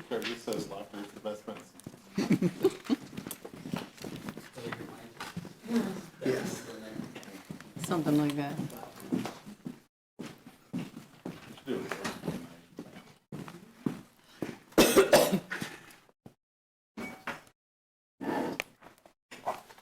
Ms. Johnson? Hi, how are you? Good to see you again. Thank you. Good to see you as well. Just as a reminder, you will get 4 minutes for an opening statement. The city clerk will keep the time. When you're ready, get started.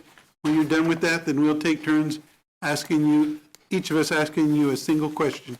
Same questions we've asked of all the other candidates before you. Okay. Thank you for being here. Thank you. When you're ready. So my name is Janelle Johnson. I'm a lifelong Topekan, and my life is intrinsically tied to this community. I was part of the last class to attend Monroe Elementary School before it became Brown versus Board of Education.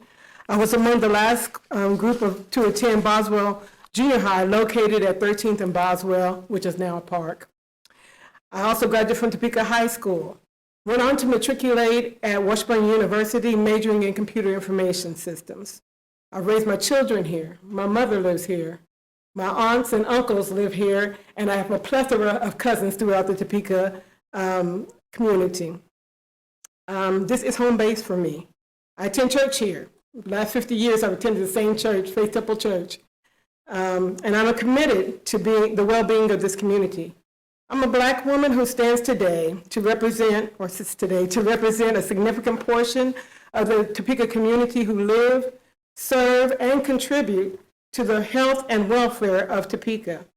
But yet, their voice is not represented currently on the council. I have African-American friends, family, colleagues in my circle who have spent countless hours on city council committees, sat in interview teams, applied for city positions, and may have even helped some with their campaigns, but their voice is not currently represented on this council. We know that representation matters. A diverse population must be represented by a diverse governance if equity is ever to be achieved. The African American voice must be invited to the table. And I'm saying today that I am willing to be that voice in this season, hoping that moving forward, we will always remember to make room for that voice. Thank you for your comments. We'll get started. And, the first question comes from me. Okay. Why have you chosen to apply for this seat on the council?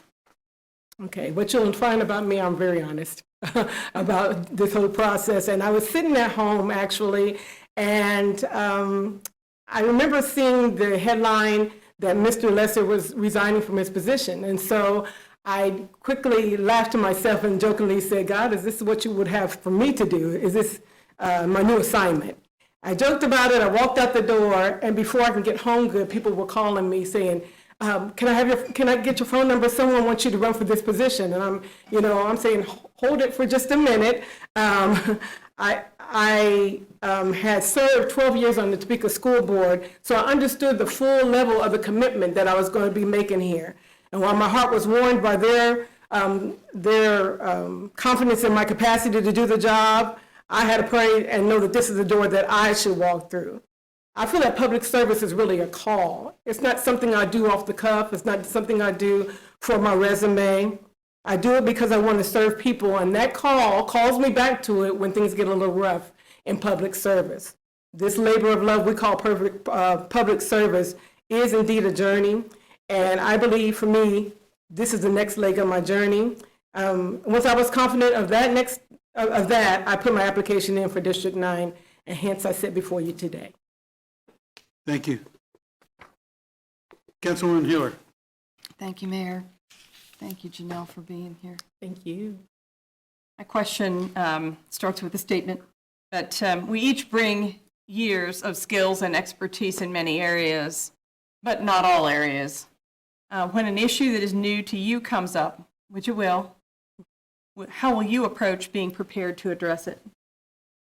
Yeah, that's a perfect statement. Anytime I take on a new endeavor, I prepare for that learning curve. And while I do bring many years of lived experience in Topeka, which includes my own set of expertise and skill, I have no doubt that there will be new things on the horizon if I'm able to take this position. And I will be gleaning from the mayor and the council and administration for years to come. So I just remind myself to remain teachable and breathe. My approach would be to acquire first basic knowledge on the topic and related subject matter, And we, of course, we know that Google knows everything, and that's what they tell me. So for a cursory check, I would see what Google is saying about the matter. I would also request a staff briefing to get some understanding about historical knowledge on this particular issue, maybe dates, maybe cost, what worked, what didn't, what were the pitfalls. And then I would speak with the constituents of District 9 to determine their past and present feelings and climate towards this particular issue. After gathering that preliminary data, I would talk to my council colleagues because I know you all bring a wealth of knowledge to give me context as well.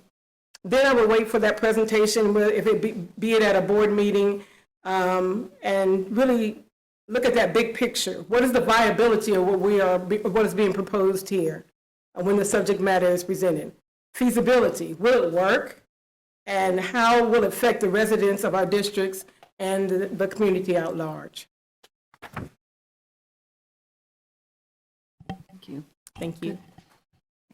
Councilwoman Valdivia Alcala. Thank you, Mayor. Hello, Ms. Johnson. Hello.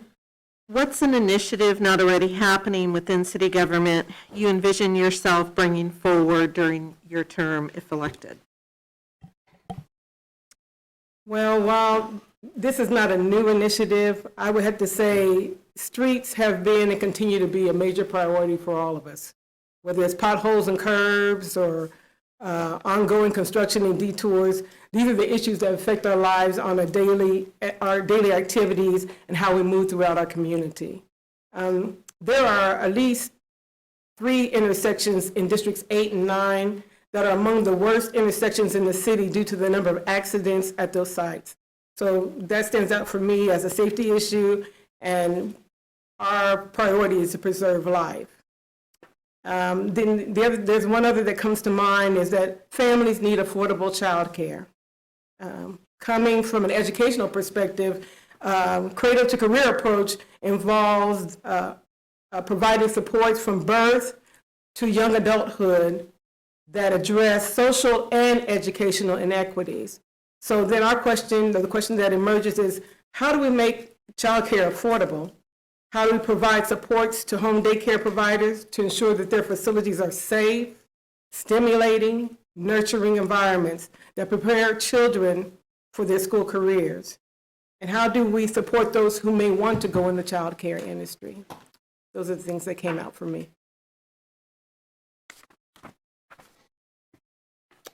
Councilwoman Ortiz.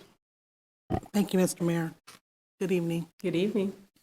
Since District 9 does not have a neighborhood improvement association / meetings, how do you plan to involve residents in the decision-making process in our city? Thank you for the question. As I drive through District 9, I pass Washburn Tech. I pass a lot of apartment complexes that have clubhouses. As I go further across Fairlawn, I see 2 senior citizen high-rises and a church. And for me, all these facilities represent opportunities to have listening tours and hear from various aspects of our population. So that's what I would do. I would call the managers, I would set up these listening tours, I would experiment with the town hall concept, and it would even be nice if I could partner with a council member of an adjacent district to ensure that we get an opportunity to not only engage with our constituents, but just be out in the public and hear what their concerns are, ensure that they're informed, and ensure that they have a forum in which they can answer and ask questions.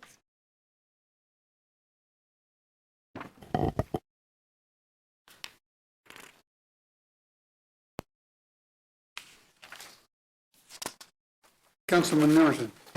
Thank you, Mayor. Good evening. Good evening. Like many capital cities, a large amount of Topeka's prime commercial property is tax exempt, state-owned property, city and county facilities, not-for-profit, foundations, hospitals, etc. This puts a large burden on property owners that are not exempt. Please give one idea you have to reduce this burden. Mr. Emerson, I went over and over this question, wishing I had that silver bullet that would deal with property taxes, because we know property taxes are quite the unpopular topic in the last couple of years. just the seemingly how they were abruptly increasing. And then I know that the cities had many complaints and many requests for reviews. But unfortunately, as I look at property tax liability, it depends on the budget requirements of local government and the aggregate value of taxable property. So though that's not ideal, the council is just forced to make some hard decisions as it pertains to the tough budget decisions, just to hold on to the mill levy and to keep it down. I wish I had a better answer, but as we all know, the saying goes, in this world, all that's certain is death and taxes. And what we want to make sure is that death and taxes are not related. We don't kill people with taxes. And that's how we had to make our decisions with those kind of things in mind. Thank you. Thank you. Councilman Gill. Thank you, Mr. Mayor. Thank you for being here, Ms. Johnson. Thank you, Mr. And King. like I said before, I don't envy any of you all sitting in the hot seat. I much rather do the door-to-door like I've done in the past, and many of us have done. I agree. My question for you is, if you could fix one problem in Topeka, what would that problem be, and how would you go about fixing it? I think I will work on building trusting relationships between the different departments of government and our community. Make sure that the voices of all our diverse community are represented on our council. They're heard. And as an ambassador to our districts, we have the privilege to connect authentically and organically with our constituents. We could schedule opportunities to learn about the functions of city government. Maybe a Q&A link on the Topeka website where people can ask specific questions, and definitely I can have my own website for people in District 9.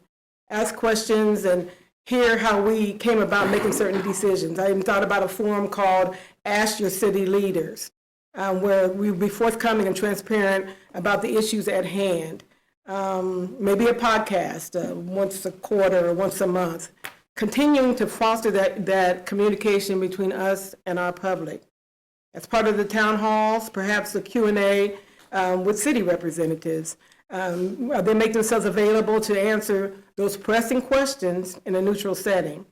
Coming out of COVID, a lot of people used internet as their form of information, and we all know everything on the internet is true, right? Facebook. But this is a chance for the city to have an opportunity to create their own narrative and make sure that we build that relationship with our constituents, and they can be inspired to trust us as their governing body.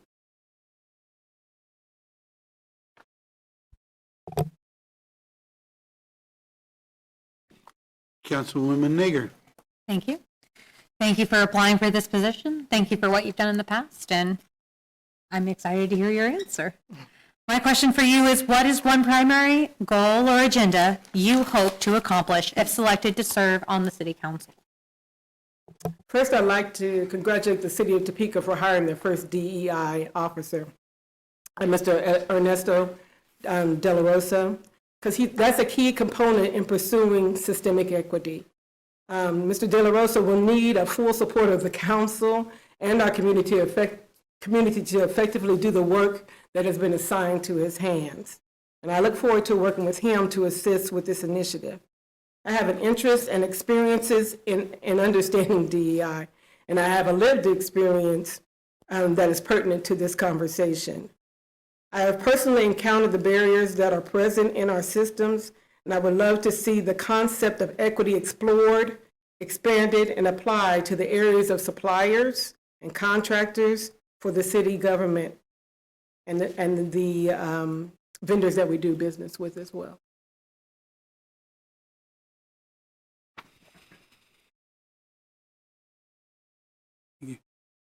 Councilman Dobler. Thank you, Mayor, and thank you for being here. Thank you. Simple question. What are the top 2 functions of the city council? I love that you made that question so concise. Thank you. It is hiring the city manager and setting policy along with the mayor. Thank you. Thank you. Short question, short answer. Oh, yes. That gets us through the night.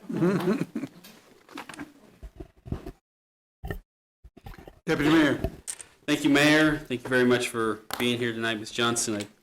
I will take a moment to thank you for your time on the school board. I come from a family where my father, when I was a child, served on the school board. I didn't really know what was going on at that age. I know that he enjoyed it immensely. It was also very thankless. People know my father. Believe it or not, he didn't do it for the thanks. He did it because he had 3 boys and he wanted to have them have good education. But I know what that path is like. So I tell every school board, anyone who's ever served on the school board now, I take a moment to say thank you, because it's like no other. There's no other position like it to serve on the school board. It was my pleasure. With that, explain how you handle conflict and how you envision working with District 9 constituents. Okay. For clarification, the only conflict I would anticipate having in the context of this council would be a difference of opinion. Okay. And in my experience, that can be a very constructive process. It allows a group of people to really have a healthy debate and explore the question at a deeper level. And growth requires variations in thought. So to me, that's a win.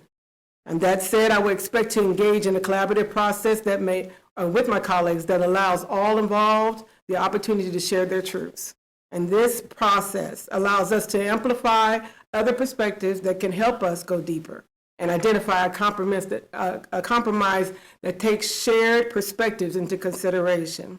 Then there are times when we will agree to disagree agreeably, and we each must follow our own conscience. Regarding how I would work with constituents of District 9, I must be present at events throughout District 9, getting to know the people and really letting them get to know me. I see that demonstrated by our mayor all the time. I'm always running into him, or I'm seeing or hearing somebody say, "We saw the mayor." I think that's a good example for all of us, just to be available and accessible. I would hear, and more importantly, truly listen to understand. In my experience on the Board of Education, most of the constituents that came at me initially angry and frustrated were simply feeling unheard. So when they had the opportunity to share their concerns, then that made them feel like they were validated. If you've ever called the IRS and you try to get through to some real person, you know that feeling of frustration and really that I'm just trying to do what I need to do, but I can't get through. We have a chance as members of the council to really make connections with people and to let them know. So a lot of times we get a chance to even triage an issue. Okay. Thank you. But that's the final question. Oh. Sigh of relief. Well, went so quickly. Yeah. Maybe you went faster than you thought, but thank you for your answers. Thank you. And for participation. I think you can join the rest of us in here. I want to ask the governing body now, I guess, as we move forward, to make sure you have your ballots, or so is the city clerk going to bring those to us, or? You do have them? I think we still step back outside, so I'm sure if you want to grab her to. Well, if you want to run up there and grab them, go ahead. If someone asked Ms. Hofer to step back into the room.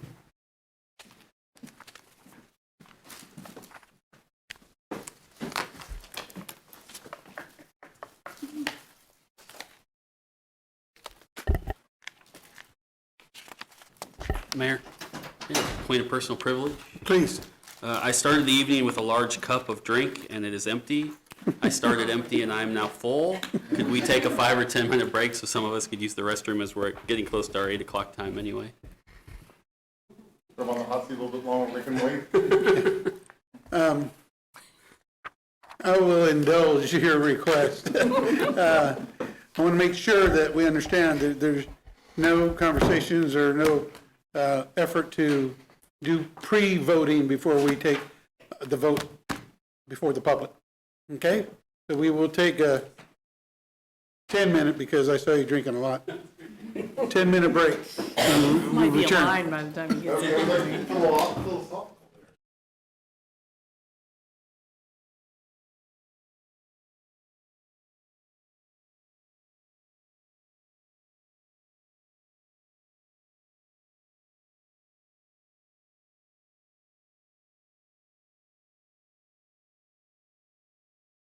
Okay, we've had a short recess and come back into session. Prior to taking our first vote on the candidates, I'd like to take the opportunity to invite the governing body, ask them if there's anyone on the governing body who would like to make a comment or statement before we go into the vote. Mike's off. Did you come over and do that? What? Turn off my mic? It was him. Okay. Again, stated, before we take the first vote, I'm going to give governing body members an opportunity to have any comment they want to share before we take the first vote. I'll start at this end. Deputy Mayor, then Councilman Kell. Thank you, Mayor. Just briefly, the 5 folks here tonight have made this difficult and good for them. We got 5 good citizens of Topeka who are engaged. They do other things already for the city and participate. So I just want to thank them for stepping up and doing this. We've all said multiple times tonight what a difficult and task it is to just sit in that chair and do this publicly. But I do want to thank them all because it's good to challenge us in this way and give us a tough decision. So thank you to all of them for doing this evening. Thank you, Deputy Mayor. Councilman Kell. I'd just like to say, I'm a person that likes to do my research, so I met with all the candidates, and I truly believe they all did their research. And I believe we have 5 really, really good candidates to possibly great candidates. And honestly, there's stuff that I can't wait to work with all of them in the future with, and can't wait to actually steal some of their ideas that they said tonight. I'm definitely going to go back and watch this and bring up some ideas and credit them, and then hopefully we can implement some of the things that they've been talking about so that we can move forward. And honestly, this is going to be a really tough decision for us, I believe. Thank you, Mr. Mayor. Further comments from anyone? Councilwoman Hiller. I'd like to echo those comments. This is very tough for me. I know I've met all of the candidates. I've worked with 4 of them and worked particularly with 2 of them. And I hold all of you in high regard. I'm going to do my best to weigh the hats that I wear in representing my district and the city as well in the series of votes. And hope I don't break any hearts, but I'll do the best that I can. And again, thank you, everyone. Thank you. Deputy Mayor broke a lot of hearts, but he's done a really good job in his position as Deputy Mayor. I want to acknowledge that as we move forward to the end of the year, and that assignment will change. You did a good job of reminding everybody to be in their seats tonight so that we could do this vote in person. It's been a compliment, I think, to this governing body that we have qualified people who are interested in joining this body in our work. I think sometimes we forget that people look and watch what we do, and they evaluate what we do, and they decide whether or not we're doing a good job and they'd like to be part of the team, or we're not doing a good job and they need to get rid of some of us on the team. But I think it's a compliment to the work of the governing body, and it's been a pleasure to serve, and I welcome whoever gets selected, and I offer the welcome to those who don't get selected. There were good ideas that were offered tonight. Don't let those go away, either with your council person or with me. Revisit them. Don't let it go. Keep your interest in the health of the city. And again, I applaud you for your efforts and for your willingness to serve.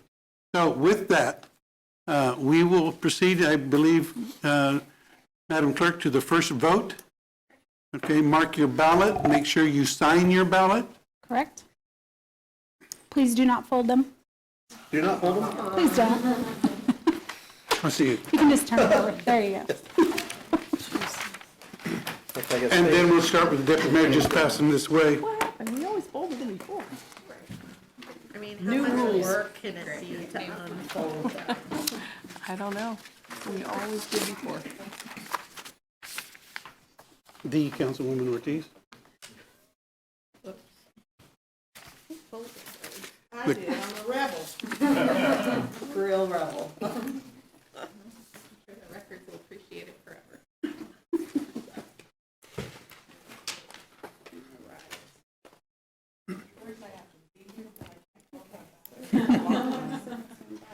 Diva. Diva. Councilwoman Hiller, you didn't vote, was that on purpose? Well, at least you've got her name on them. That's why I reiterated the instructions. It's hard. All right. Okay, we've got Johnson. Johnson. Johnson. Hoffer. Saunders. Johnson. Hoffer. Hoffer. And Hoffer. So you have one for Saunders, 4 for Hoffer, and 4 for Johnson. Okay, so we have 1 for Saunders, and we have 4 for Hoffer, and 4 for Johnson. So we will require a second vote. Correct. Mark your ballot clearly Yes, sir. and sign it.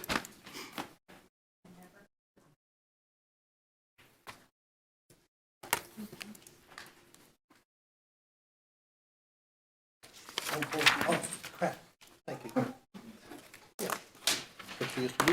Okay. Use origami on it. Yes.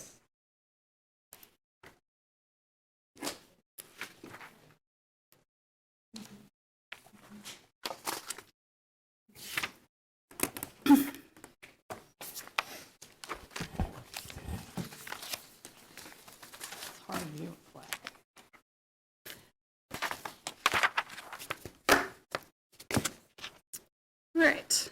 First one, we have Johnson. Johnson. Hoffer. Johnson. Hoffer. Hoffer. Johnson. Hoffer. And Hoffer. For Hoffer, 4 for Johnson, Hoffer. Okay, we have 5 for Hoffer and 4 for Johnson. Okay. And the applicant who receives 5 votes is the applicant who's been selected by the council. Correct. Okay? So the results are, again, Michelle Hoffer. Michelle Hoffer. Yes. Michelle Hoffer, you're still in the room? Yeah. Oh, there you are, way back there. Congratulations.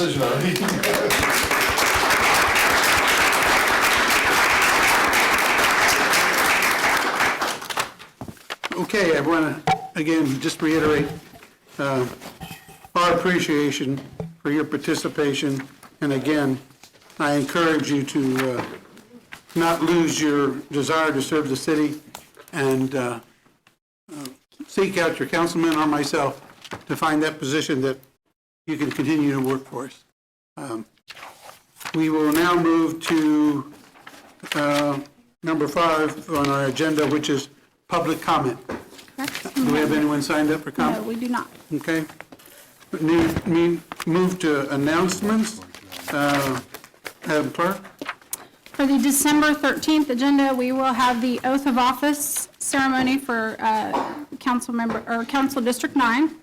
We have 3 board appointments. On the consent agenda, we will have a resolution establishing the city boundaries. Action items include a public hearing and ordinance for a vacation on 1717 Southwest Wanamaker Road. We have an ordinance for the Capital City Downtown BID, an ordinance for the Topeka Tourism BID, discussion and possible action on the Civil Service Commission ordinance, and then a public hearing and ordinance on the 2022 budget amendments. Non-action items include a discussion on the proposed utility rate increases. Mr. City Manager. Thank you, Mr. Mayor. A few items. We held a employee appreciation event last night at Evergy Plaza on the ice rink. Thankfully, nobody got hurt, but there were lots of smiles. Great attendance. City of Topeka parade participation on Saturday was also very well attended. Certainly saw you out flying the colors. Leadership Greater Topeka class of 2023 was announced today, and I'm proud to say that 3 city employees will be participating. Nick Jefferson, who's in legal, Ruben, and I always butcher this one, Salamanca. That's good. With Topeka Police Department, and Jermel Walker from Utilities. Super excited to have all 3 in the Leadership Greater Topeka class. And you did good on the name. Good, thanks. We had a class graduated today from the fire department, and police department graduates its newest class tomorrow. Thank you. Councilwoman Valdivia. Thank you, Mayor. First, I would just like to, for those that don't know, some history in the Mexican-American community. On December 12th is the feast day of Our Lady of Guadalupe. It is a historic feast day for many folks in Mexico, Central America, also here in the United States, where her appearance to Juan Diego and then the church being built in her honor in Mexico. So I know at one time one of the popes designated her as the patroness of the Americas. And for our indigenous folks in Mexico and Central America, she is also known as Tonantzin, which is corn goddess, revered mother. So that will be, again, happening on December 12th. And there are services and a lot of festivities that go along at Our Lady of Guadalupe Church. Also, I would like to request from the city manager an update for the homeless encampments along the Kansas River. The NIA meeting that I had, and I have some other concerns that have come forth with the continued trash and buildup of all types of things along the encampment, and it is very distressing to folks in District 2 on both sides of the river. And I know that EAS has just launched, but I would like to get an update, if not at the next meeting, then at least the meeting after that. Also, with the rate increase proposals that we will be discussing next week, I have been receiving information and been reviewing questions I had from our initial ARPA meeting back in January, and where I have information that talked about potential rate increases. And now, after talking with you about it, City Manager, but seeing this huge jump, which I had to be reminded myself of what those meetings had been about, those initial ARPA meetings, I have deep concerns and would like, as part of the discussions, to have some type of presentation by staff that determines why, in the paperwork that I have from our January and February ARPA meetings, we've jumped from 3 to 4% projected rate increases to what we're looking at now, which is anywhere from 11.8, 8.25, 7.5, et cetera.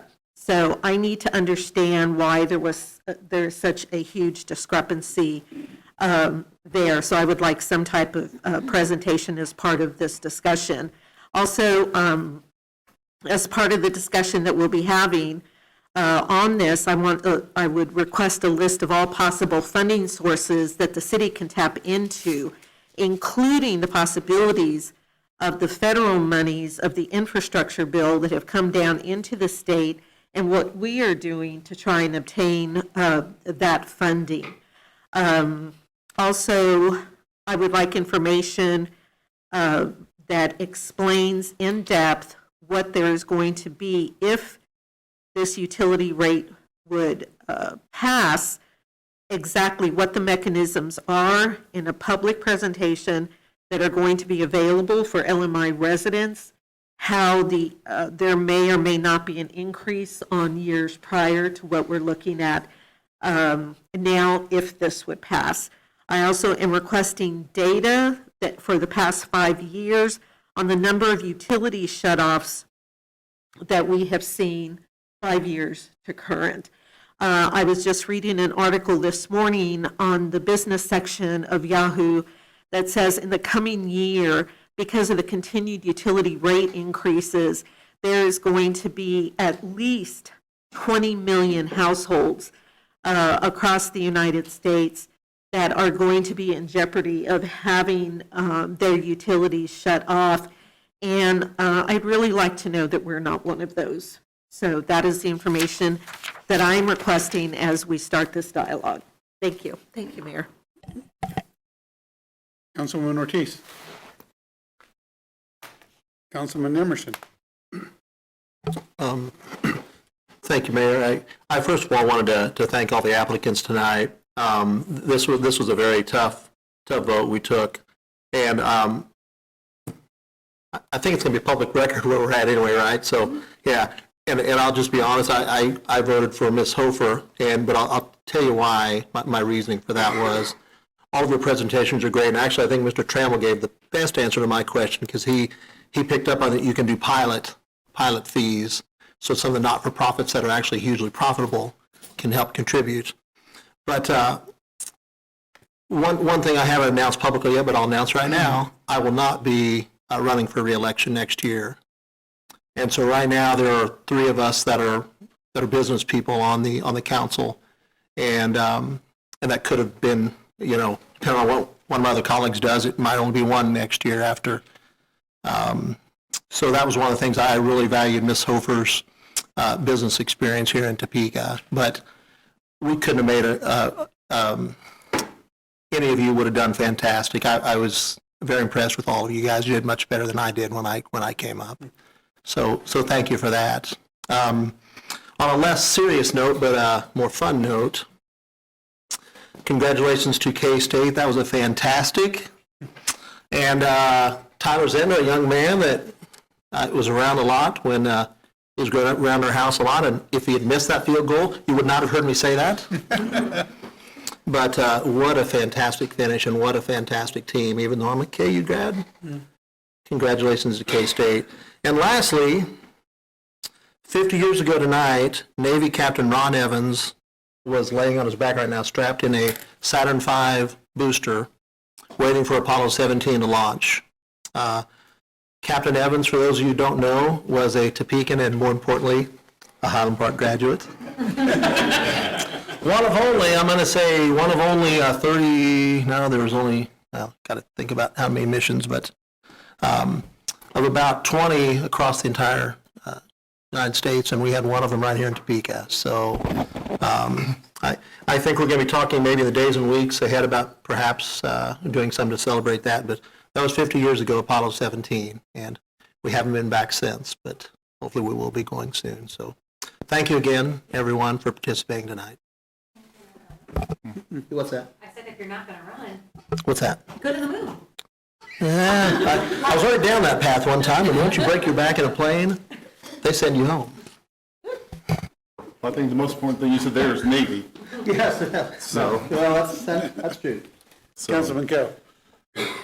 All right, start off to kind of piggyback a little bit on Ms. Bellaviacla's comment about the trash and the cameras. I did talk to our city manager this weekend about maybe getting with the county on trash pickups at the encampment sites and trying to get some trash bags out to the encampment sites to try to get them to clean it up, put it on the curb, and possibly have the county pick it up, or you might have to partner with a private company that does trash pickup to at least clean up these sites a little bit, so it's a little healthier situation for the people that are choosing to or don't have a choice to live homeless.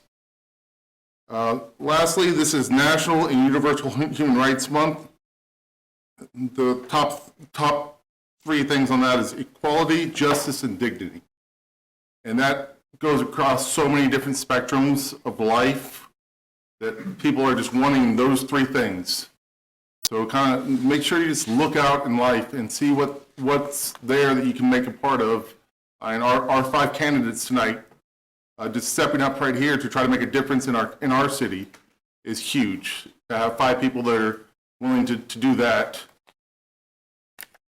So just constantly look where you can help. I mean, several of them have served on committees with the city and done other things to help our city, and look for different avenues where you can help with organizations, with the city, or just individually, and trying to help someone individually. So back to the trash issue, hopefully we'll have an answer soon, and maybe we can put that out. I've already talked to 2 of the encampments, and they're more than happy to hop on board and clean up their areas as long as they have a place to put it, because that is their big fear right now, is where do I put it without getting in trouble? So I just kind of remembered that last part. That's the reason I came back to that. But thank you, Mr. Mayor, and thank you to all the people that interviewed tonight. Councilwoman Naeger. Thank you, Mr. Mayor. Again, thank you to the candidates. You guys did a brave thing, you did a selfless thing, and I appreciate all of your service to our community. It takes a lot to step up and say, I'm going to do the job, and you are people who continually do that. I encourage you to continually do it, because the momentum that we're feeling in Topeka is because of people like you and because of specifically you 5. So thank you so much, and I look forward to working with all of you in the future. Thank you, Mr. Mayor. Thank you. Councilman Dober. Thank you, Mr. Mayor. I'll follow suit here and thank everybody for showing up. Congratulations to Ms. Hofer. I want to speak for a minute to the other 4 that didn't make it. I think it was 2004 or 5, Richard Harmon applied for a position much as you did. He was not selected. I think he got 2 votes. He came back and ran and won, and he followed that up with 2 more wins. So he was elected 3 times. So just take the experience that you've had tonight and know that there's an opportunity coming for the same job. So appreciate everybody being here. Tony and I can speak to the fact that it's not easy to get up and interview for this job. So appreciate it. Thank you very much. Thank you, Mayor. Deputy Mayor. Thank you, Mayor. Just a few things. The first is I was a little disconcerted this morning to see the articles about the county re-examining the recycling program in our city. I spent 8 years as the executive director of the Kansas Association of Recycling, so I understand that industry. I'm just going to implore the county to keep it, figure out those other options before you simply eliminate it. It is possible. It does make a difference. It does extend the landfill. It does matter when it comes to issues of blight. It is environmentally sound, and it is economically important. It is something that people look for when they go to a community. So I implore our partners in this community, the partnership and others who that's important to help them and work with the county and waste management to keep it around and continue to make it available, because it does improve quality of life and it does matter to people when they're looking at a city to move to. I don't know Ernesto De La Rosa. Here's what I can tell you over the last couple days in my role working with the League of Kansas Municipalities. I had several emails, a couple phone calls, and randomly talked to people as we were talking about some other things, who all told me, I can't believe you stole him away from Dodge City. We were looking for ways to steal him away from Dodge City. I talked to someone in Dodge City who said, damn you, I can't believe you took him from us. We are going to miss him immensely. Everything I have heard over the last couple of days unsolicited has been that we have probably made a home run hire, not to set the bar too high for him before he even steps in the building. So well done, I hope. But I just want everyone to know that the instant feedback has been overwhelmingly positive on that move and that hire. The last thing I'll say is, as we were sitting here tonight, my wife texted me that our 9-year-old has brought home the recorder. He is already practicing it, and we get to experience that during the winter break. So, woo, can't wait. Thank you, Mayor. Councilwoman Hiller. Thank you, Mayor.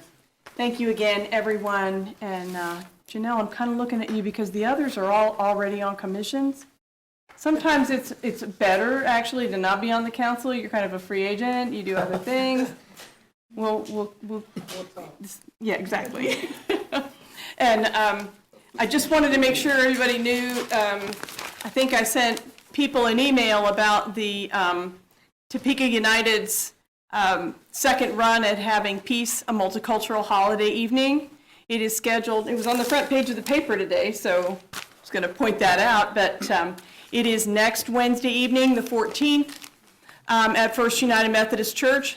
I realized after I invited you all that there's a JADO meeting that night, but it should be short. So I'd just say plan to come right on over to First Methodist Church and certainly invite the public as well. It's a free event. There is incredibly diverse talent in music and spoken word to represent all the different cultures, not all of them, but many of the different cultures in our community. And it should be a great way to ease into the holidays for anyone. Again, it's called Peace, a multicultural holiday evening, being put on by Topeka United, a movement.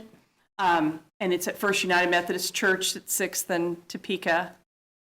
Also, Topeka United already has the portal open for next year's Mosaic Partner Pairs, 2023. So it's the same organization that sponsors Mosaic. And so if anybody's interested, you're welcome to ask me about it. The website, topekaunited.org, has information about it, as well as the application portal. So thank you for that. Hope to see you, and happy holidays to everyone as we kick in. And thank you, Spencer.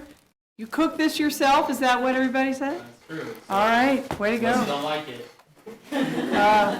I'll like it. Thank you. Thank you. There's an announcement I do need to make officially about an opening, and follows up on something you said, Councilwoman Hiller. But before I get into that, I just want to remind everybody again, I've talked about this before in this holiday season. Make sure you keep in mind those people who are less fortunate than the rest of us. And I've been pleased to hear, at least initially, that the Salvation Army's Red Kettle program is really doing much better than it has in recent years. So when you have the opportunity, give what change you have or whatever you feel comfortable with to help those who are less fortunate during this time. And consider those who, at this time of year, who have family around them, they can help celebrate. I know that it's tough for a lot of people who are going through the holidays for the first time if they have lost a family member or a friend. So keep that in mind as well. It's something I've been doing for some time. I got started when I was at the state of Kansas. They have what they call noon Noels every Wednesday.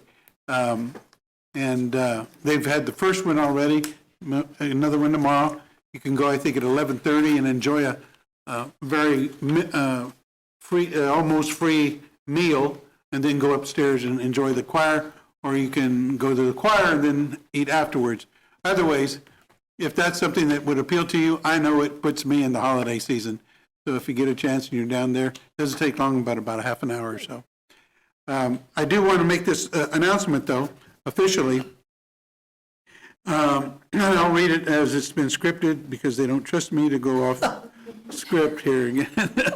As you know, the voters approved imposition of a sales tax to help fund Gage Park, the zoo, and the Children's Discovery Center. Part of the new law requires appointment of 2 representatives on the 7-member Gage Park Improvement Authority by the City of Topeka. The authority will oversee the administration of the sales tax.